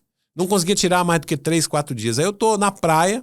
E aí eu falei, falei minha secretária, não me passa nenhuma ligação, deixa eu tentar tirar uma semana de férias, 10 dias. E aí ela me ligou, eu falei, cara, você ligar? Não, Júlio, eu tô com o tenente fulano aqui, e ele falou, precisa falar com você. Eu disse que você tirou, depois de tantos anos, férias. Sabe o que ele falou pra mim? Nunca precisei. Agora que tô precisando, ele não pode me atender. Na época da eleição, ele lembra de mim, né? Tá vendo? É complicado, assim, cara. Então... É uma vida muito legal, mas é uma vida onde todo mundo é seu dono e você tem que atender mesmo as pessoas, só que a família paga um preço muito caro por isso. É uma entrega muito forte. Eu, depois de velho, eu tenho um filho de 10 anos, que você conhece, é o Gugu. Que quem me acompanha aqui no Instagram sabe que ele é agarrado comigo. E eu tô vivendo o que eu não vivi com os meus filhos mais velhos. Eu levo na escola, eu levo no inglês, eu levo no futebol, a gente grava TikTok junto, a gente almoça junto, a gente dá pernado no outro. Então eu tô vivendo um negócio maravilhoso na minha vida de ser pai. Ser meio avô, meio pai. Isso é maravilhoso. Isso é legal, porque, imagina, eu levo todo dia, eu busco na escola. Todos os dias eu busco na escola. Então tô vivendo um negócio muito legal. A volta para a política, primeiro que você tem que viajar de novo o estado inteiro, longe dos filhos. Depois o mandato ele é muito pesado. Tanto que você vê que a maioria dos políticos, eles são poucos que têm família. Porque a família acaba pagando um preço. Exatamente. Então não está nos meus planos. Primeiro, a minha vida profissional está resolvida, graças a Deus por isso. Se eu falar que, depois de 20 anos, 5 mandatos, 2 faculdades, esse tanto que eu não tiver o pão para comer, eu vou estar sendo hipócrita. O legado está sólido, construído. Certo. E a minha vida profissional está muito bem definida. Então, não é o meu planejamento. Você sabe que, eu vou contar para vocês aqui em primeira mão, que na pandemia, eu criei um aplicativo de namoro cristão. Assim, na farra. Olha como é que Deus é bom. Top na demais farra. isso. Grave isso aí, gente. Na farra. Porque o povo tava surtando. O povo tava estudando em casa, trabalhando em casa, comendo em casa, namorando em casa, adorando a Deus em casa. A gente montou um aplicativo chamado Portal Escolha Certa. Quem for cristão segue aí, Portal Escolha Certa. Na farra. O povo da igreja namorar. Aí, de repente, tinha 10 pessoas, tinha 20, tinha 30, tinha 50, tinha 100, tinha 1.000, 10.000. Hoje tem 38.000 pessoas. O povo começou a casar, começou a namorar. Aí o negócio que era artesanal travou. Porque cada pessoa coloca 5 fotos, tinha 190.000 fotos. Ah, travou. Falei, caramba, o negócio deu certo sem querer. Você atirou no rato, acertou o gato. Aí me chamaram para uma reunião, uma empresa lá em São Paulo. Olha, nós acompanhamos o seu portal, a gente queria comprar o seu portal. Falei, o meu aplicativo não está à venda, não. Tudo que está no mercado está à venda. E aí me fizeram uma proposta de 5 milhões no meu aplicativo. Eu falei, gente, os caras estão enxergando um negócio que eu não estou enxergando. Aí eu voltei para casa e falei, Bruno, vamos profissionalizar a nossa operação. Aí o que a gente fez? Contratou um servidor poderoso para não travar. O Bruno é fera também, né, Júlio? Meu filho é gênio. O meu filho é um gênio. Gênio. Sabe? E aí contratamos um suporte. Hoje a gente tem 2 pessoas no suporte de meio-dia, meia-noite. Contratamos uma empresa para refazer. Cabo Júlio, hoje sou policial penal graças à sua atuação como deputado no nosso concurso da Polícia Penal em 2014. Agradeço muito por toda a sua ajuda e empenho. Deus abençoe sempre você e sua família. Ainda existe gente grata no mundo, Júlio. Obrigado, querido. Deus abençoe Ainda você existe e a sua gente família. grata no mundo, irmão. E aí, cheguei, voltei e falei, vamos refazer. Ficamos 1 ano refazendo esse projeto. Esse projeto ficou pronto agora, 1 semana atrás. Nós relançamos o portal. O nosso planejamento é que em 12 meses nós vamos ter 200.000 integrantes e 50.000 assinantes. Cada pessoa paga R$ 7,99 para namorar. Coisa é muito linda. barato. Coisa Isso vai linda. ser minha aposentadoria. Coisa linda, coisa linda. Ô, cara, agora... Só que foi sem querer. E foi um negócio que Deus colocou na minha vida assim, sem querer. Então eu te pergunto, eu tenho 50.000 pessoas pagando R$8, eu tenho, sei lá, 400.000 de renda, você tira a despesa, vai sobrar uma bicharia para comer pão com manteiga. Então, mas você sempre teve uma vida empreendedora, cara. A isso minha é vida inegável. é essa. Eu tenho outros negócios que eu criei do nada e foi. Então, a minha ideia é isso, é me dedicar à família, ter meus amigos, obviamente, a minha igreja, eu sou pastor na igreja Afasta o Leão, quero mandar um abraço para o meu apóstolo aqui, apóstolo João Yuri, sabe? E dizer o seguinte, eu não pretendo isso, eu pretendo cuidar do portal, cuidar da igreja, da minha família e um pouco de cuidar de mim também, porque a vida inteira eu vivi cuidando dos outros, né? É verdade, e cuidar de mim, verdade. da minha família também. Irmão, como é papo de polícia, eu faço isso aqui com todos os convidados. E aí é o seguinte, cara, a gente não pode fugir daquela premissa. O que acontece na viatura, fica na viatura. Mas tira uma, mas tira uma historiazinha bacana aí da época de polícia que você pode contar pra nós, de uma ação, de um trem pelando. Então, vou contar a história. E aí, de um amigo, como diz, de um amigo meu. Amigo do amigo. Amigo meu, antigamente você tinha um maré meia, né? É. Maré meia, usuário de droga, você prendia. Aí tá lá um cabo da Rotan e prende lá um maré meia, aí tanto de galo. Quem não sabe, galo é o curioso. Cerca lá, aí o cabo vira assim pro soldado e fala assim, nós vamos prender esse cara aqui, pega 2 testemunhas no meio dos galos aí. Aí tinha um velhinho lá, Wagner vulgo Jeguinho, muito grato ao senhor, Cabo Júlio. Vulgo Jeguinho. Nem vou perguntar por que é vulgo Jeguinho. Não sei, não quero saber. E o Cantão que tá perguntando aqui. Aí o cabo chegou lá, tinha um velhinho lá e falou assim, o senhor, me dá sua identidade. Ele falou, pra quê? Não, o senhor vai ser testemunha. Eu falei, eu não vou ser testemunha de nada, não. Ele voltou e falou, seu cabo, fiz igual o senhor mandou. Peguei lá o senhor lá, testemunha, e ele falou, Felipe Coutinho, doutor Júlio, um grande amigo e mentor, abraço. Felipe Coutinho é meu amigo e meu cliente lá do Rio de Janeiro. Pô, abraço, coisa linda. Um abraço aí, Felipão. E ele é da proteção veicular Áquila. Você que é do Rio de Janeiro aí, Áquila Proteção, meu amigo aí, ó. Aí o que acontece? Ele voltou e falou assim, o cara falou que não vai ser testemunha, não. O cabo foi lá e bateu no capu. Sabe ler o que tá escrito aqui, rapaz? É Rotan. Tem esse negócio, não é polícia da polícia. Você vai lá, pega a identidade dele. Se ele não quiser, você prende ele também. Aí voltou, só falou assim, ó. O senhor vai ser testemunha, que é Rotan, polícia da polícia. O senhor me dá essa identidade. Aí o velhinho olhou pro soldado e falou assim, você não me conhece, não? Falou, não. Aí voltou no cabo e falou assim, ó, o cara é alguma coisa lá. Aí o cabo chegou todo branco. Você é quem? Você é quem na hora do dia? Sou a Rotan, rapaz, respeita a polícia. Aí o velho falou assim, eu sou seu comandante. Fiquei, você é meu comandante? Então eu sou o Papai Noel. Meu comandante é o Tenente Coronel fulano de tal, rapaz, te conheço, né? Ele falou, eu sou o seu comandante e sou o comandante dele, eu sou o chefe do Estado-Maior. E aí, só deu, eu sei que esse papagaio, assim, acabou a ocorrência, Rotan comanda, ô, Rotan tal, faz contato comigo aqui. Aí fez contato naquela época, deixaram aquela guarnição lá, um dia no quartel, agarrado lá. Aí os caras estavam agarrados, aí os caras passavam lá pro cabo assim, ó, tem um velhinho te chamando no telefone aí. Esse cara ficou bravo, né? Então eu sou o seu comandante, porque nós somos daquela geração que você era obrigado a decorar nome do comandante de companhia, nome do comandante do batalhão, nome do CPC, nome do chefe do maior, você tinha que conhecer a supervisão, você estava de servir na rua, no PA, a supervisão, quem é fulano de tal? Quem é fulano de tal? O vídeo foi encerrado. Por que foi encerrado? Uai. Entendi por que foi encerrado, não. Não, pô. Deixa eu aproveitar e mandar uns abraços aqui, cara. Mandar um abraço pro Tenente Alcino, Renato Alcino, lá da 2º BPE, pro Gêner, que tá aqui conosco, Ronan, Gabriel, Fábio Luiz, doutor Eduardo Castanheira, meu primo, meu irmãozão, Cantelmo Tim, todo em peso aqui assistindo a gente, Rodrigo lá de Betim, João Pedro Estopa, nossa, tem uma galera... Ô, Rinco, soldado Rinco teve aqui no Papo de Polícia. Ô, Júlio, cara, eu fico pensando o seguinte, como que a gente estaria hoje se não houvesse essa história toda, se não houvesse 1997? Se nós não tivéssemos hoje um código de ética, cara? Só para que a pessoa entenda o que era o... Antes, se eu entrar de novo aqui ao vivo para continuar, acho que deu uma hora que eles cortam, né? Acho que tem um negócio não deu uma assim. hora ainda não, cara. O meu tá aqui cortando de 80. O meu tá aqui. Tá voltando aqui. O que acontece? Qual é a diferença do Código de Ética e o RDPM? O RDPM é um regulamento disciplinar que tinha um tal do artigo 13 que dizia o seguinte: ouvido, você lembra disso? Você pegou essa época, não pegou? Peguei não, só estudei isso. Você entrou na polícia que ano? 2007. Ah, não, você é recruta. Sou recruta. 2 minutos de polícia.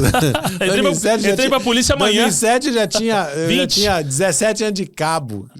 De cabo. Você fez CFC, né, Júlio? Eu fiz CFC em 90. Nossa. Eu entrei na polícia em 88, formei em 89, fiz o primeiro CFC em 90, passei. Só que aí depois eu fui... Você entrou pra polícia na época que as mulheres entraram, a Grace, essa mulherada toda? A primeira turma eu acho que é 80, antes. A primeira turma de polícia eu acho que foi 83, 81. De mulher, não? Não, foi 87. Foi antes. Foi antes? Foi antes. Aí o que acontece? O RDPM é o seguinte, quando o cara queria te pegar, te pegava. Então você foi... Funciona assim, eu sou seu superior, tô na rua, te dou uma canetada, no final do turno, eu mesmo te ouvia e eu mesmo opinava pela punição. Então o cara era juiz, advogado, é mais ou menos como o Xandão agora, né? Ele é tudo, né? Ele é o promotor, o juiz do caso, ele é o defensor, é tudo. E aí... Eu não posso falar, não. Ele corta a gente. Eu não posso falar, não. Aí eu preciso de muita coisa lá no STF. Mas eu falo isso de forma respeitosa, fazendo analogia ao momento agora. E aí o que acontece? O RDPM tinha assim, você foi ouvido. Aí, ouvido se justificou. Olha só. Olha a aberração. Ouvido se justificou. Vírgula. Porém... trouxe embaraço administrativo, pelo ficar preso por 5 dias. Tá maluco? Então, quando alguém queria te punia de qualquer jeito.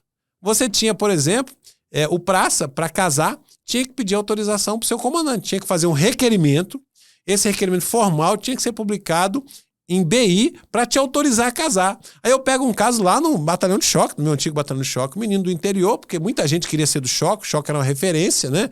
Queria ser da Rotan, e só tinha um batalhão. Choque só tinha aqui em Belo Horizonte. Veio do interior, aí a gente fala, sentou praça, né? Entrou na polícia aqui. E aí ele formou, 19 anos do interior, o menino falou, vou casar. E o comandante chamou. Você tem 19 anos, acabou de formar, eu recebi um requerimento seu querendo casar. Porque minha namorada do interior, a gente quer casar, vim pra cá. Ele falou, não, você tá muito novo pra casar, rapaz, você tem 19 anos. Eu vou indeferir, pensa bem, daqui a 6 meses você... pede de novo se você tiver certeza. Indeferiu. Então a polícia no RDPM entrava na vida privada. Você tinha, por exemplo, o caso do cara que devia lá no boteco da esquina, o dono do boteco ia no quartel da queixa, que o cara não pagou o gole lá, ficava preso. Então você tinha uns negócios aberrações. Quando a gente mudou para Código de Ética, abriu-se a possibilidade do contraditório e da ampla... O quê? A gente disse o seguinte, militar também é cidadão. Hoje você pode contratar um advogado. Sim. Hoje você tem o direito de fazer as suas razões de defesa. Hoje você pode entrar na justiça. Naquela época dizia o RDPM proibia de buscar a justiça. Você era punido porque buscou reparação fora da esfera administrativa. Então, pra você ver as aberrações, você tinha um negócio desse tipo. Loucura. Então, o Código de Ética, ele veio para humanizar as relações e, mais do que isso, ele veio para transformar o militar num cidadão. Democratizar a Então, coisa. só que você tem estado ainda que ainda tem RDPM. Tem, todos. Todos. Todos os estados. Todos. RDPM ou RDE. Então, Só o que Minas acontece? Gerais, Então, isso é a mudança. Então, a mudança hoje é o seguinte, é a questão. Hoje a gente ganha bem? Não. Mas é um bem diferente de salário mínimo. É um mal diferente de salário mínimo. É claro. Eu tenho um vizinho meu, quando eu morava no Barreiro, que ele era segundo sargento do Corpo de Bombeiro. Ele é pastor da Igreja Batista hoje. E ele deu baixa como segundo sargento do Corpo de Bombeiro para ser bombeiro civil da Fiat. Teve uma época que foi uma febre. Todo mundo saiu da polícia e foi pra Fiat. E aí veio o movimento, o salário aumentou. E aí chegou uns 3 anos depois, ele me procurou. Falou, Júlio, quando eu saí da polícia e fui trabalhar como bombeiro na Fiat, eu ganhava o dobro do que eu ganhava na polícia. Hoje a polícia ganha o dobro do que eu ganho lá. Eu queria voltar para a polícia e não tinha como. Ele não conseguiu voltar porque já tinha passado o tempo, tinha passado os anos. Sim. Então, para você ver a evolução, a gente ganha mal hoje, mas um mal diferente. Hoje se você não fizer nada, você vai reformar como segundo sargento.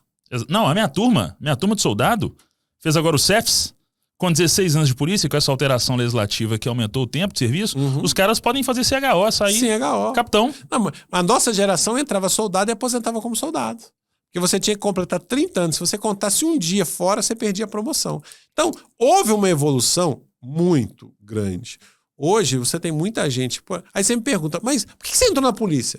Você está falando que tinha um RDPM que violava seu direito, você ganhava salário mínimo. Você entrou. Eu entrei por amor, por vocação. Hoje você tem algumas pessoas, obviamente que são poucas, que entram por uma questão salarial, não é por vocação. Sim. Aí o cara, porque quando eu formava a minha geração... Pô, chefe, eu vou formar, me manda pra Rotam, pro choque, pro tático móvel, eu quero pro pelotão presença, eu quero dar tira. Como fazer uma política de saúde mental perdendo mais um militar e está gritando um assédio moral? Quem vai ajudar? Associações? A Flávia aqui. Eu quero falar sobre isso aí daqui a pouco. Flávia, vamos falar sobre isso já, tá? Aí o que acontece? Então você queria formar, queria ser polícia, sangue no olho, dar tiro nos outros, ir pra rua. Hoje, às vezes, o colega fala assim, ô chefe, eu vou formar... Arruma uma moita pra mim ficar. Eu falei, cara, você acabou de entrar na polícia, você nunca prendeu nem o dedo na gaveta. Você nunca deu uma algemada. Foi o Elbert, né, cara? Na gestão do Elbert, que ele meteu um memorando aí proibindo isso, né? Da galera que chegou agora e ir pra administração. Tem que ser o modelo da Polícia Federal. Você formou, você vai lá pra fronteira. Vai pra casa do caralho. O cara que tá lá. Desculpa volta, o palavrão, viu, pastor Júlio? O cara que tá lá volta, e aí você vai pros lugares mais distantes. Quando a turma formar, você começa a substituir. Mas às vezes você tem um cara mais antigo que tá lá batendo inchada e o cara mais novo, porque tem um contato sim, fica aqui. Tá acochambrado. Então isso não pode. Ô, Júlio, antes da gente entrar nessa questão de saúde mental, cara, dentre os diversos sucessos, o que você tem assim de referencial de um trem que, assim, nos mandatos, nas suas atuações, foi o trem mais fora do comum, cara? Eu acho que o seguinte, o trem mais fora do comum foi mudar o RDPM.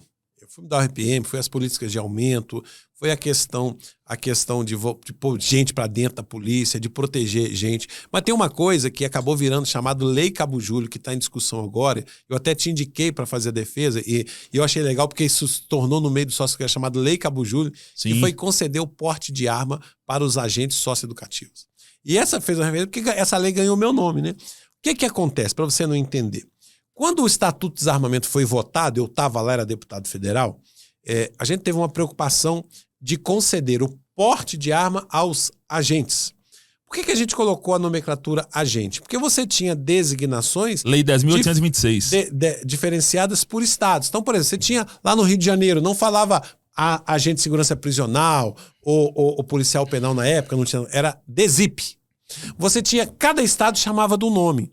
Então a gente se preocupou de fazer a diferenciação tão somente entre o pessoal contratado e o pessoal concursado. Por que o contratado? Porque naquela época, como é que você contratava alguém? Você ia num vereador, um deputado, ele dava uma carta lá para a Secretaria de Administração Prisional, te contratava, não tinha muito critério. O concursado não. Ele passou por uma avaliação educacional, passou por um curso de formação, ele passou por uma investigação social, critérios, ele tinha estabilidade, ele tem aula de tiro durante um curso de formação que é no mínimo de 3 a 6 meses. Então a gente se preocupou, enquanto legislador, de conceder esse porte de arma para os agentes que fossem concursados. Só que agente é gênero. socioeducativo, prisional, do DESIP ou o que for, é espécie. Então, a lei federal garantiu o porte de arma para os agentes, seja ele agente prisional, que era a nomenclatura, ou agente socioeducativo. Isso era a nomenclatura em espécie. Só que não houve essa interpretação em Minas Gerais. A interpretação em Minas Gerais é que o porte de arma ele só alcançava os agentes prisionais. Aí eu pergunto, tá, mas então o Rio de Janeiro, que não chamava agente prisional, ele não tinha direito ao porte de arma? Ele era guarda de ZIP? É. Ah, mas a lei não chama de guarda de ZIP. Isso é uma interpretação restritiva e burra até. Porque a gente teve... Aí eu fiz uma lei aqui no estado dizendo, olha, gente, a lei federal diz isso. Então vamos regulamentar através de lei estadual dizendo o seguinte, esse agente socioeducativo que a legislação federal já contemplou, nós vamos regulamentar através de uma lei estadual dizendo que não vai ser em serviço, o cara tem que ser concursado. A gente colocou um montão de regrinhas. E essa lei se tornou a Lei Cabo Júlio e a Secretaria de Segurança Pública e Justiça emitia a carteirinha do agente socioeducativo concursado com porte de arma. E aí, enquanto eu era deputado, eu estava protegendo a galera. Saí do mandato, tive notícia agora que o Ministério Público Estadual entrou com uma ação direta de inconstitucionalidade dizendo que a lei federal não contemplou. Não contemplou. Então faltou interlocução tanto com o Ministério Público, e faltou brigar, inclusive, com o próprio governo para não permitir isso. Exatamente. Tá certo? Porque há uma correlação, porque a ideia é proteger o agente socioeducativo. Porque você tem gente do PCC, você tem o PCC recrutando jovens cada vez mais jovens. Então você tem gente na boca, com 14 anos, com um fuzil, dizendo, não, eu sou de menor. Se a polícia chegar a falar, a carga é minha, eu sou de menor.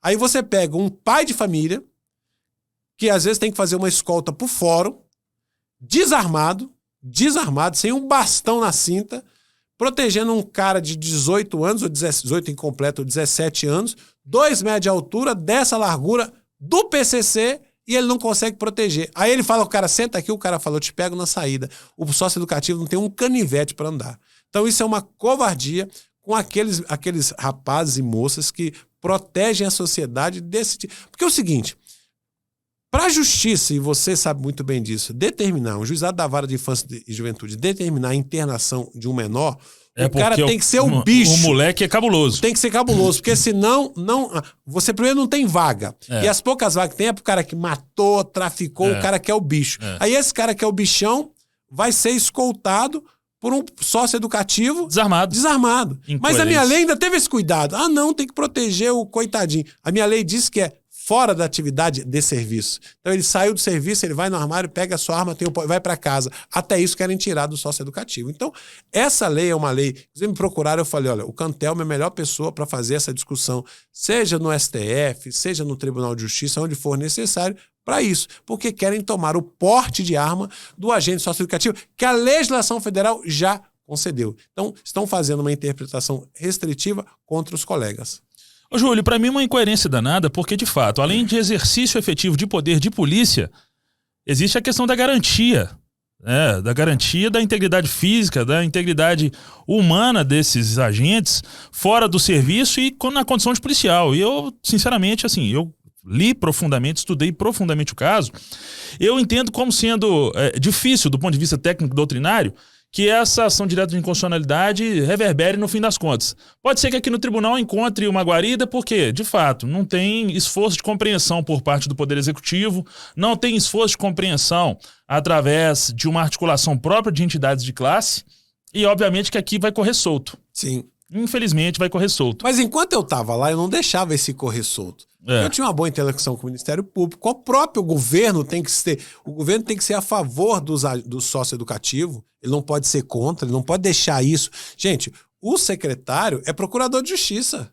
Dr. Rogério Greco, aqui o nosso grande professor, ele é procurador de justiça. Quem tem interlocução melhor de um procurador com o Ministério Público? Bater um papo com Jarbas. Exatamente. Jarbas, é o seguinte, então, a lei é essa. Isso é uma covardia. Então, situações como essas precisam ser cuidadas de perto. Então, esse é um dos grandes problemas. Ô, Júlio, antes da gente entrar na questão da saúde mental e dessa realidade que é nefasta mesmo, e os números é quem falam, né? Não somos nós que estamos aqui criando factoide, Mas, cara, entidade de classe hoje. Você já fez parte de entidade de classe? Qual que é a sua concepção? Eu acho que a gente está cometendo um erro de criar entidade de classe todo dia, criar uma nova. Nasce toda hora. Toda hora nasce uma nova. Eu acho que a representatividade ela é importante. Então você às vezes tem uma entidade lá em Valadares, porque às vezes a Aspra está distante, o Centro Social distante é importante. Mas você não pode, por exemplo, criar... eu vou concorrer à Aspra. Aí eu perco a eleição, eu crio a minha entidade própria. Aí eu vou para os oficiais, perco a eleição, crio uma outra. E a gente percebe esse acontecimento de criar muitas entidades. Primeiro que fica difícil para o militar. Ele tem um desconto de R$100 de um, 100 de outro, 100 de outro, 100 de outro. Isso impacta no salário dele. Aí ele tem que optar, você de qual? Porque eu não aguento ser de mais de uma. Porque senão isso impacta. E às vezes uma entidade é 50 contos, 100 contos, você tem 2, 3, você tem quase 500 contos por mês. Isso pesa no salário, principalmente da base do soldado ali, que é menor base salarial. Então eu acho que a gente precisa ter um certo critério. E hoje você vê sigla lá que você não tem ideia do que é. Eu falei, gente, que sigla nova é essa aqui? Cada dia é uma salada de fruta. Então eu acho que falta às vezes. Aí você fala, mas a tropa não tem unidade. Mas entidades têm? Não. Como é que você vai cobrar? União, a gente tem que se unir, veterano e ativo e tal. Aí ele fala assim, então a gente tem que se unir, mas vocês não se unem, vocês não conseguem conversar, tem que montar, quando não dá dissidência, tem que criar uma outra entidade. Então eu acho que a gente está pecando por isso. Mas você não acha que isso não parte de um pressuposto, de um senso comum de legitimidade de algumas entidades em razão de uma perenização do poder, não, cara? Então, cara, mas aí é o seguinte, vai pro voto. O grande problema é que quem está no poder tem a máquina para se organizar. E quem está fora do poder não tem a máquina. Mas isso pode acontecer. E você vê o seguinte, nas entidades de classe, você nunca vê a oposição ganhar. É sempre a situação. Sempre a situação. Vou te falar porque é o seguinte, é público notório, todo mundo sabe disso aí, ó. Eu recebi aqui esses dias, eu nem me envolvo nessas discussões mais, porque eu não sou representante da classe policial militar, estrito senso mais, eu sou representante da segurança pública como um todo, e hoje na condição de advogado e de cidadão. Olha só, para você ter ideia. O governo fez acordo para aprovação da PEC da Polícia Penal e agora entrou com uma DIN para cancelar a parte dela. Não existe diálogo desse governo. Olha que você vê que maluquice. Absurdo. O governo faz um acordo, um texto, ele participa do acordo e depois entra com a DIN com o acordo que ele mesmo fez. Absurdo.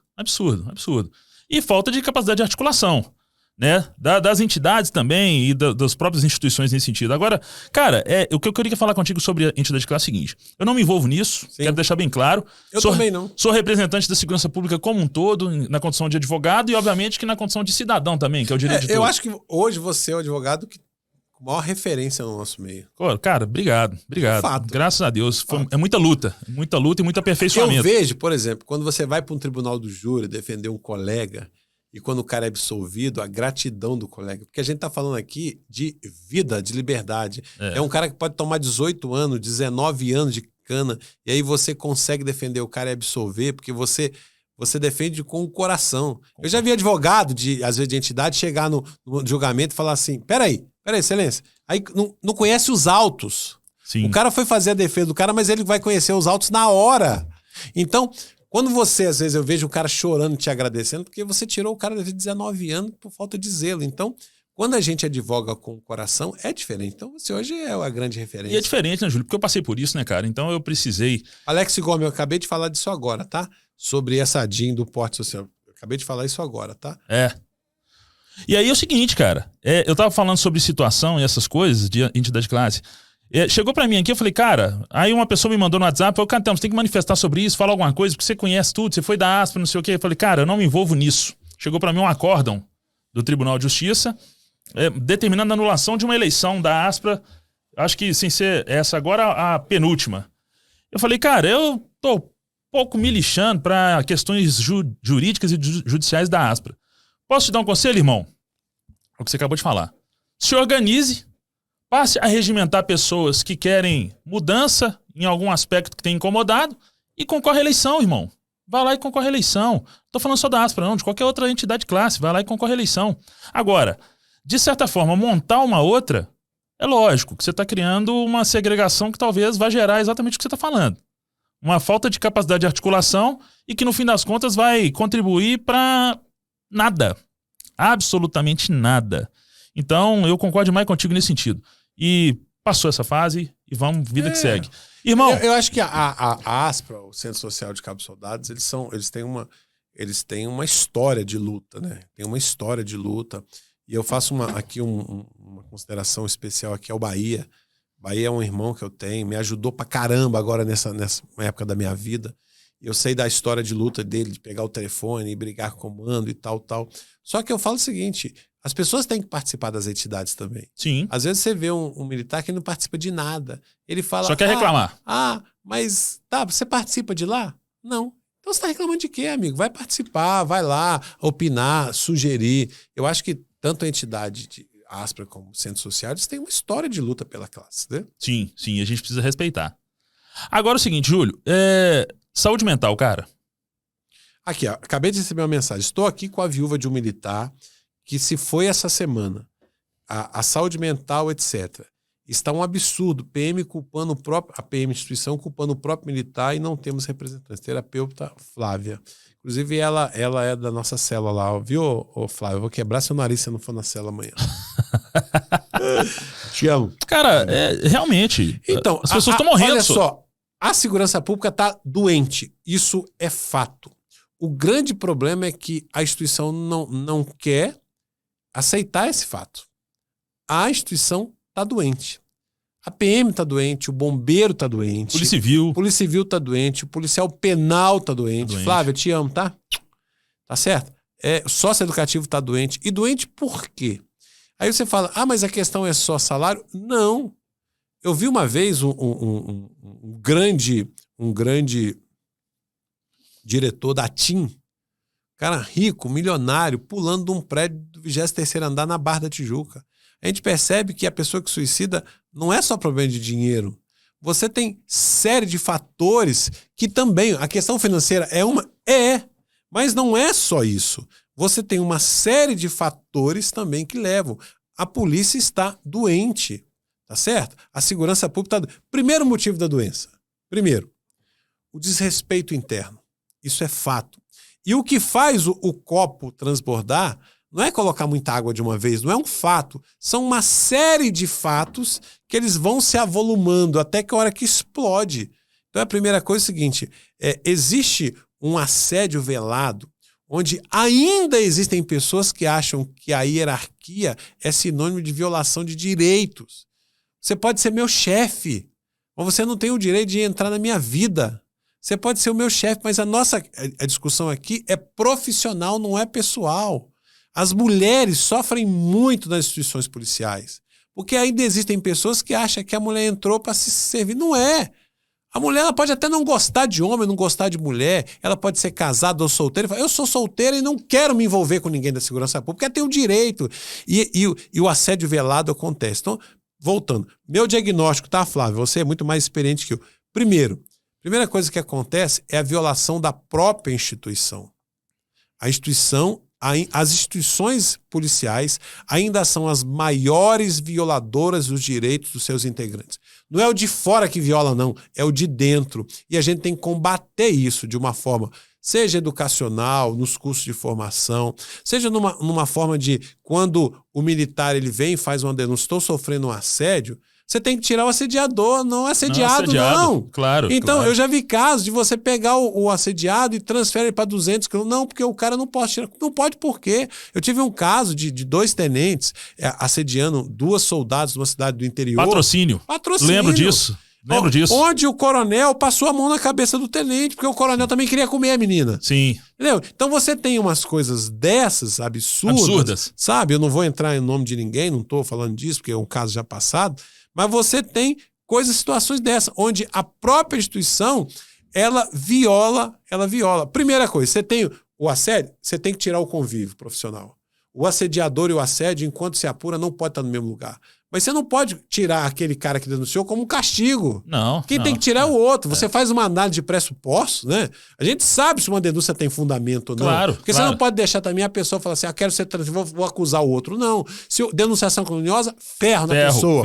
Mas o que acontece? Mas você tem que tirar do convívio. E você não pode deixar, às vezes, um amigo do assediador ser o cara que vai apurar. Você tem que ter, em toda a unidade, você tem que ter uma comissão isenta para isso. Ou até que seja uma comissão da própria corregedoria, que tem seus braços para fazer essa análise. Você não pode pegar um tenente que é da mesma turma do outro para fazer apuração. E do ponto de vista legal, tem previsão para isso, Júlio. Sim. Uma previsão, inclusive, obsoleta hoje em dia, que é o artigo 26 da Lei 14.310 de 2002, que se chama disponibilidade cautelar.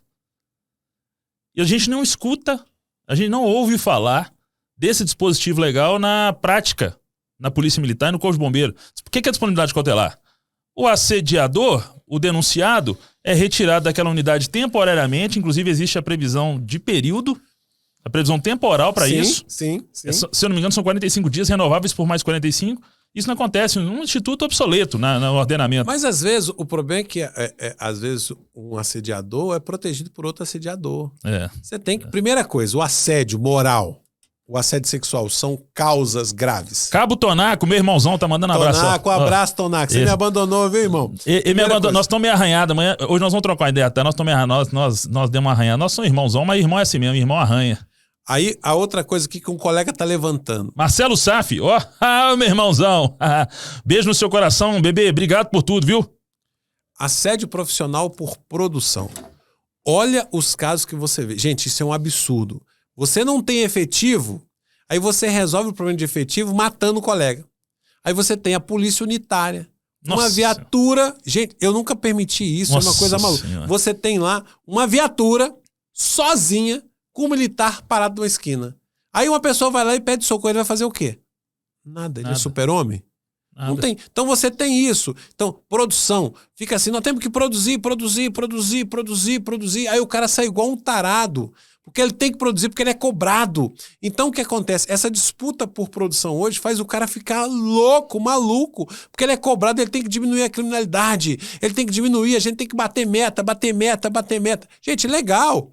Você tem que... Toda instituição, seja privado ou pública, tem que ter o seu planejamento estratégico, você tem que ter uma meta. Mas essa meta não pode ser uma meta que você não consiga alcançar por falta de efetivo. Você tem hoje a polícia hoje com menos efetivo que tinha 10 anos atrás. Sim. E aí você faz o que com a falta de efetivo? Você sobrecarrega a classe. Aí essa sobrecarga de trabalho com um pedido de produção é uma coisa que o cara endoida. O cara endoida, tem que bater meta. Aí acontece uma ocorrência louca. Puta que pariu! Desculpa. Por que alguém matou fulano de tal como se o policial tivesse a possibilidade de adivinhar aquele homicídio? Minority Report, a nova lei. Pré-crime, filme do Tom Cruise. É isso aí. Então o que acontece? Então você tem coisas como essas que o cara fica doido. O cara fica doidão. O que tem de oficial surtado aí, porque ele é comandando um pelotão e acontecer coisa lá. Mas como é que você deixou acontecer? Como se o oficial tivesse condição disso. E o cara na ponta da linha. Então você tem um problema de efetivo muito grave e você tem essa bendita produção que o critério dela é um critério de mostrar para a sociedade uma realidade que não existe. Não existe. Enquanto isso, a tropa adoecendo a tropa e morrendo. Está adoecendo. Então você vê isso muito. E eu acho que o terceiro ponto, que é uma da questão mais graves, é às vezes a falta de humanidade no trato. Eu peguei um caso de 2 sargentos casados. Eles eram casados enquanto soldados, estudaram juntos, bacana, né? Passaram no CFS juntos e aí formaram. Um foi para o sul de Minas e o outro para o norte de Minas. Eu pergunto, mas como assim? E eu levei no comando e o comando resolveu isso. Mas, gente, como é que você classifica? E aí não falaram assim, vamos casar no curso pra gente ficar aqui? Não, tá junto há muito eles já tempo. estavam juntos. E aí foi para um norte de Minas e outro para o sul de Minas. Você destrói uma família. A troco de quê? Então, essa falta de humanidade no trato da vida, porque você às vezes é policial, é praça oficial, você tá na mão do cara que vai te designar. Ele te manda para onde ele quiser. Eu mando para onde eu quiser. A polícia em Minas tem... Eu já ouvi isso. Em Minas tem muitas minas. Você manda o cara para onde quiser. Então você pega um cara de Belo Horizonte e manda ele para Carneirinho, divisa com Mato Grosso, para uma canetada. E às vezes a gente não consegue perceber o impacto que você vai ter numa família. Você vê o Magela. Você tá doido. O Magela tá lá no fim do mundo, sofrendo. Por quê? Porque foi um cara que teve a coragem de criar um grupo de Telegram e falar. E ele é um cara extremamente criterioso. Demais, assim, cauteloso. Muito cauteloso. Ele não é maluco, não. Agora, estão punindo o cara, só que essa punição extrapola a pessoa do militar. Ela alcança a sua família. Qual Qual o entendimento sobre movimentação decorrente de sindicância social?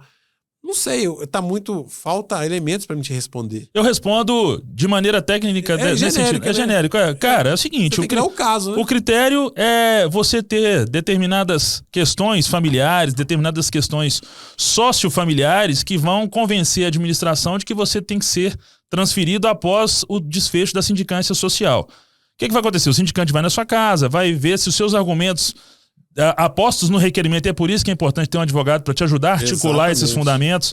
Por quê? Porque não adianta fazer um requerimento lá dual e pedir para abrir uma sindicância social. Tem uma filha. Eu tenho uma filha, tenho uma filha e cuido da minha mãe. A sindicância social vai lá para apurar se você cuida da sua mãe. E se você é a única pessoa capaz. Exatamente. Porque eu já vi sindicância dizendo, não, cuido da minha mãe. Aí você tem 2, 3, 4. Ah, mas meu irmão trabalha, não pode. Mas você pode? Ah, mas meu irmão não conversa com a minha mãe. Não. Entendeu? Por isso que é importante essa sindicância social, ela não ter fundamentos genéricos. Exatamente. É importante de um advogado para te orientar. Porque senão você vai colocar assim, eu já vi sindicância social. Não, porque eu tenho 2 irmãos, mas os meus 2 irmãos não podem cuidar. Eu que posso. Então, a polícia que vai ter que resolver o seu problema. Tá certo? Exatamente. Tem critério. Por isso que é importante. A sindicância está toda aprovada, e aí a fala dele. Foi feita a sindicância, vê se é isso, Éder. A sindicância detectou que a motivação é justa, favorável, e ela não anda. Aí você fala, vou dar um exemplo, tá? Genérico que é. Provou que a minha mãe precisa de mim, eu sou filho único. Aí a sindicância provou, vai pro comando, o comando fala assim, tá bom, vou olhar. Olha, segura. Só que não olha nunca. E quem tem problema tem pressa. Irmão, mandado de segurança, premissa basilar, sem prejuízo de outras premissas a serem trabalhadas em fundamentações próprias. Artigo 226 da Constituição Federal, manutenção do seio familiar e proteção efetiva dela. Você tem que ver se esse é o caso. Tem que ver se é o caso. Ele não falou que é o caso, mas é um exemplo. É. Então, o que acontece? Então, é o que ele está dizendo aqui. Isso é uma forma de você não se importar com um problema alheio. Ou seja, todo mundo que apurou entendeu que o fato é verdadeiro, urgente, real, deu parecer favorável, aí chega às vezes em determinado nível de comando, fica lá 6 meses, senta em cima. Ferido é o princípio da eficiência. É isso aí. Então, por isso que é bom ter advogado. Por isso que é bom ter advogado. Então voltando aqui, são essas motivações de assédio, de entender o problema do outro como um problema grave. Aí sabe quando é que às vezes a polícia entende como é grave? Quando eu ligava lá e falava, comandante, tô com um telefonema fulano de tal aqui, o cara tá querendo se matar. Ah, manda o CPU lá, manda não sei o quê, aí agora eu vou resolver. Deixa pra resolver quando o caldo já derramou. Não, gente. Falta uma política de saúde mental preventiva. Isso não existe, infelizmente. Então, são diversos fatores. Eu acho que esses fatores são os mais graves. Flávia, se eu esqueci alguma coisa, você entra aqui e fala com a gente, porque você é especialista. Coisa linda. Se ela quiser vir aqui também, depois a gente conversa sobre isso. Papo Polícia só sobre isso aí, ó. E ela é da família, né? Porque ela é ex-mulher de um militar. Então, pronto. Já tá convidada, viu, Flávia? Flávia. Tá intimada. Ô, Júlio, cara, como tudo que é bom dura pouco, nós temos que encerrar, vai dar 11 horas partir aqui pros finalmente, cara. E aí eu te deixo à vontade para fazer suas considerações finais. Deixa eu só mandar um abraço aqui, ó. Ô, Jonathan, BH, e a exoneração por meio do pátio sobre a Shirley, tem como explicar, doutor? Ou é sigiloso? Não é sigiloso, né? Já tá público, inclusive, na imprensa. Ela gravou um vídeo, né? Ela gravou alguns vídeos também, tá no Estado de Minas, tá no Tempo, já tem uma matéria preparada na Globo, o pessoal do Fantástico me ligou ontem, a gente tá segurando um pouco, porque nós já tomamos a providência jurídica necessária, a intervenção necessária, mas enfim, em breve a gente vai falar sobre isso, se Deus quiser, com uma decisão já favorável. Douglas Faria, irmão, um abraço, participação importantíssima, Tarley Júnior. É triste, Jonathan, mas nós vamos resolver. A Shirley tá bem amparada e graças a Deus... É uma covardia. É uma covardia que estão fazendo com ela, mas eu tenho fé em Deus que nós vamos conseguir reverter isso aí. Meu irmãozão, Júlio, considerações finais, fica à vontade, cara. Bem, em primeiro lugar, uma honra estar aqui do seu lado. Você é meu irmão, tá doido, meu irmão? amigo, a honra é toda minha, sou admirador. Casa Eduardo Monteiro, forte abraço. Cabo Júlio, Eduardo Monteiro, policial penal do COP. Abraço, querido. Então é um prazer estar aqui. Eu acho que esse é um assunto que precisa ser falado, porque a nossa tropa está doente, nossa tropa está sofrendo, a gente tem muito problema ainda. Graças a Deus que a gente tem um nível hoje de oficiais com a cabeça bem diferente da nossa época. Totalmente diferente, pessoas humanas, mas ainda tem aqueles chefes, né? Ainda tem um ou outro gaiato ainda. Sou eu, o chefe, sou eu. Zap 7 copas na mão. Na mão ainda tem gente assim, mas graças a Deus são minoria hoje, isso vai melhorando. Mas é preciso uma política preventiva de saúde pública. Cabo Júlio tem que voltar forte na representação de segurança pública. Eita, glória! Noemi Rocha entrou. Sub Noemi, te amo. De coração, Noemi. Sub Noemi, grande abraço. Ela comentou no Instagram mesmo. Ela falou... Noemi é minha querida de coração, assim. Eu amo a Noemi demais. Turma, o Papo de Polícia, pra quem tá na live, o Papo de Polícia tá sendo gravado também. Sexta-feira vai ao ar no YouTube, no Cantelma Advogados no YouTube. Então, fica tranquilo. Quem não conseguiu assistir aqui no Instagram... E ele vai deixar salvo no nosso Instagram também. Vou deixar salvo também. Então, Cantelma, obrigado por estar aqui. Eu acho que são assuntos que a gente conhece bem, de viver isso. A gente não tá falando que a gente ouviu falar, a gente tá falando coisas que a gente viveu e vive, seja como militar, como advogado, e a gente está vivendo isso. Eu acho que eu quero agradecer aqui. Bora voltar, Cabo, de representar a segurança. Obrigado, Tavares. Então a gente está aqui, hoje eu sou um espectador disso tudo, eu tenho muita cautela no que eu falo, porque eu não quero melindrar ninguém. Eu fiz uma promessa para mim, mas eu não quero brigar com ninguém, eu quero servir quem eu puder, quem eu não puder... E a vida segue, tá certo? Então, muito grato, um beijo pra todo mundo. Obrigado. Eu gravei um vídeo, do dia eu gravei um vídeo, aí nego, o Cabo vai voltar e tal, obrigado. Só que você levanta os defuntos também, né? Não, eu recebi aqui xingando. Que eu fui em Brasília pra minha filha ser atendida, o cara não me deu um dinheiro pra eu comer, almoçar. Um cara mandou um áudio aqui no grupo que eu tô reclamando você.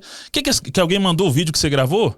E aí o cara, não sei que ano eu fui pra Brasília e pedi o cara.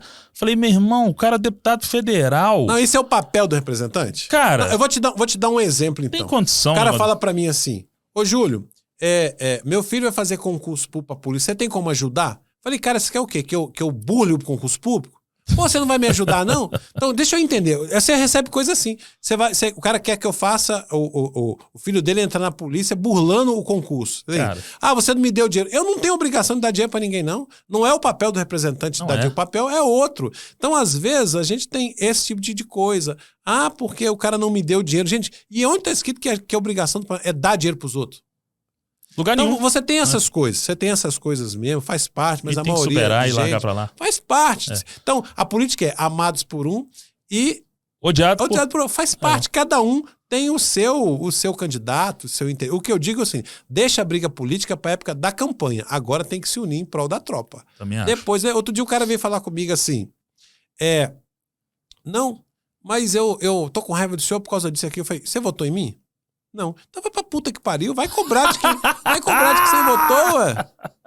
O cara vem falar assim, não, porque você votou isso, eu votou aquilo. Eu falei, você votou em mim, não. Então vai cobrar de que você votou, cara. Pelo amor de Deus, você quer arrumar confusão? Vai votar, você votou em quem? Não, eu votei. Aí o cara falou assim, não, porque eu votei no fulano do Cruzeiro, do Galo. Eu falei, cara, com todo respeito, você pode votar no pastor, você pode votar no Cruzeiro. Cada um tem a merda que merece. Você pode votar em quem você quiser. Mas eu te pergunto, por mais que esse cara seja bom, desculpa, viu, Noemi? Desculpa, gente, essa palavra saiu sem querer, eu não falo palavrão, não sou isso, saiu sem querer. Mas eu pergunto o seguinte, você me conhece, sabe que eu não sou assim, mas tem coisa que explode, né? Aí a veia polícia às vezes salta aqui. Tá justificado. Mas eu quero pedir perdão porque não é um comportamento correto. Relaxa. Mas aí o cara fala o seguinte... Pô, mas eu votei porque ele é do Galo. Eu falei, tudo bem, com todo o respeito que você tem o seu candidato do Galo, do Cruzeiro, o que esse cara já fez pela segurança pública? O que ele entende dos seus problemas? Na hora que você tiver com problema do quartel, você vai ligar pra ele e vai lá? Não vai. Eu votei no pastor da minha igreja. Legal, cara, eu também sou pastor. Mas o que o seu pastor vai fazer para sua segurança, para a segurança pública, seu salário? Nada. Então você tem que aprender a votar, porque você tem que cobrar de quem você votou. Você não pode cobrar do Rodrigues se você votou no João. Você não pode cobrar do Júlio se você votou no Manuel. Então a gente divide isso. E eu vou falar uma coisa com muito respeito. A gente tinha o Gonzaga. O Gonzaga, ele é devagar, ele não é brigão, ou ele é mais sambario que for. É o jeito dele, mas a gente tinha um deputado.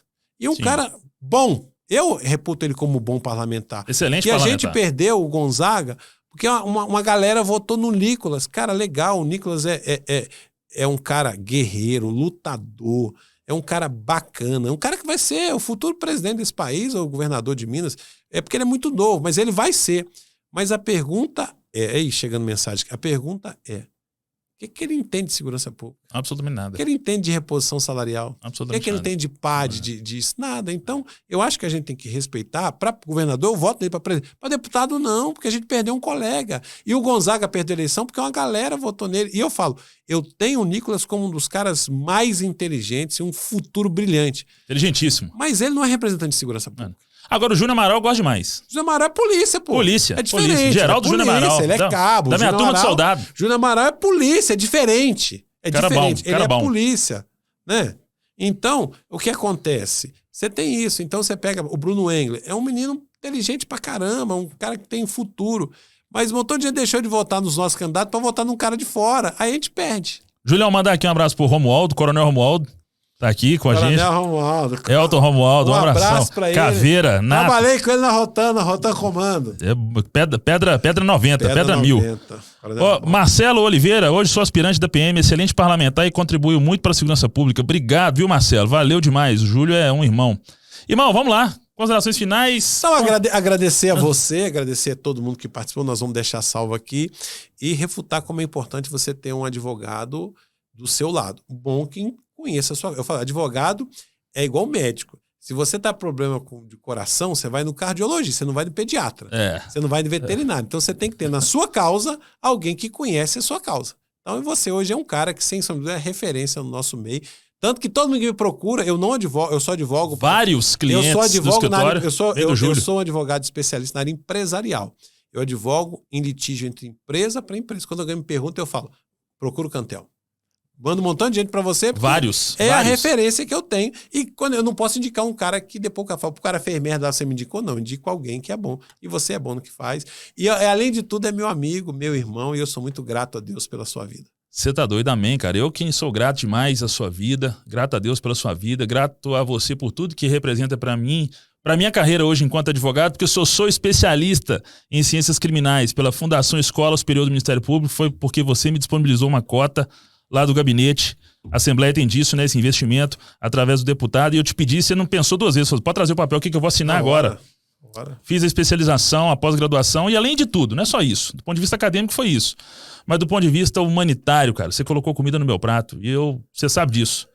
A hora que você gritar Shazam e precisar de mim, eu vou aparecer rapidão, e eu jamais vou falar um não pra você, não só por isso, não só porque você colocou comida no meu prato, porque você foi um cara que você me respeitou, quando estive na Aspra, sempre me recebeu, me ouviu, mesmo quando tinha aquela rusga política, aquela separação e segregação, você sempre me recebeu no seu gabinete e falou, Cantão, o que você precisa?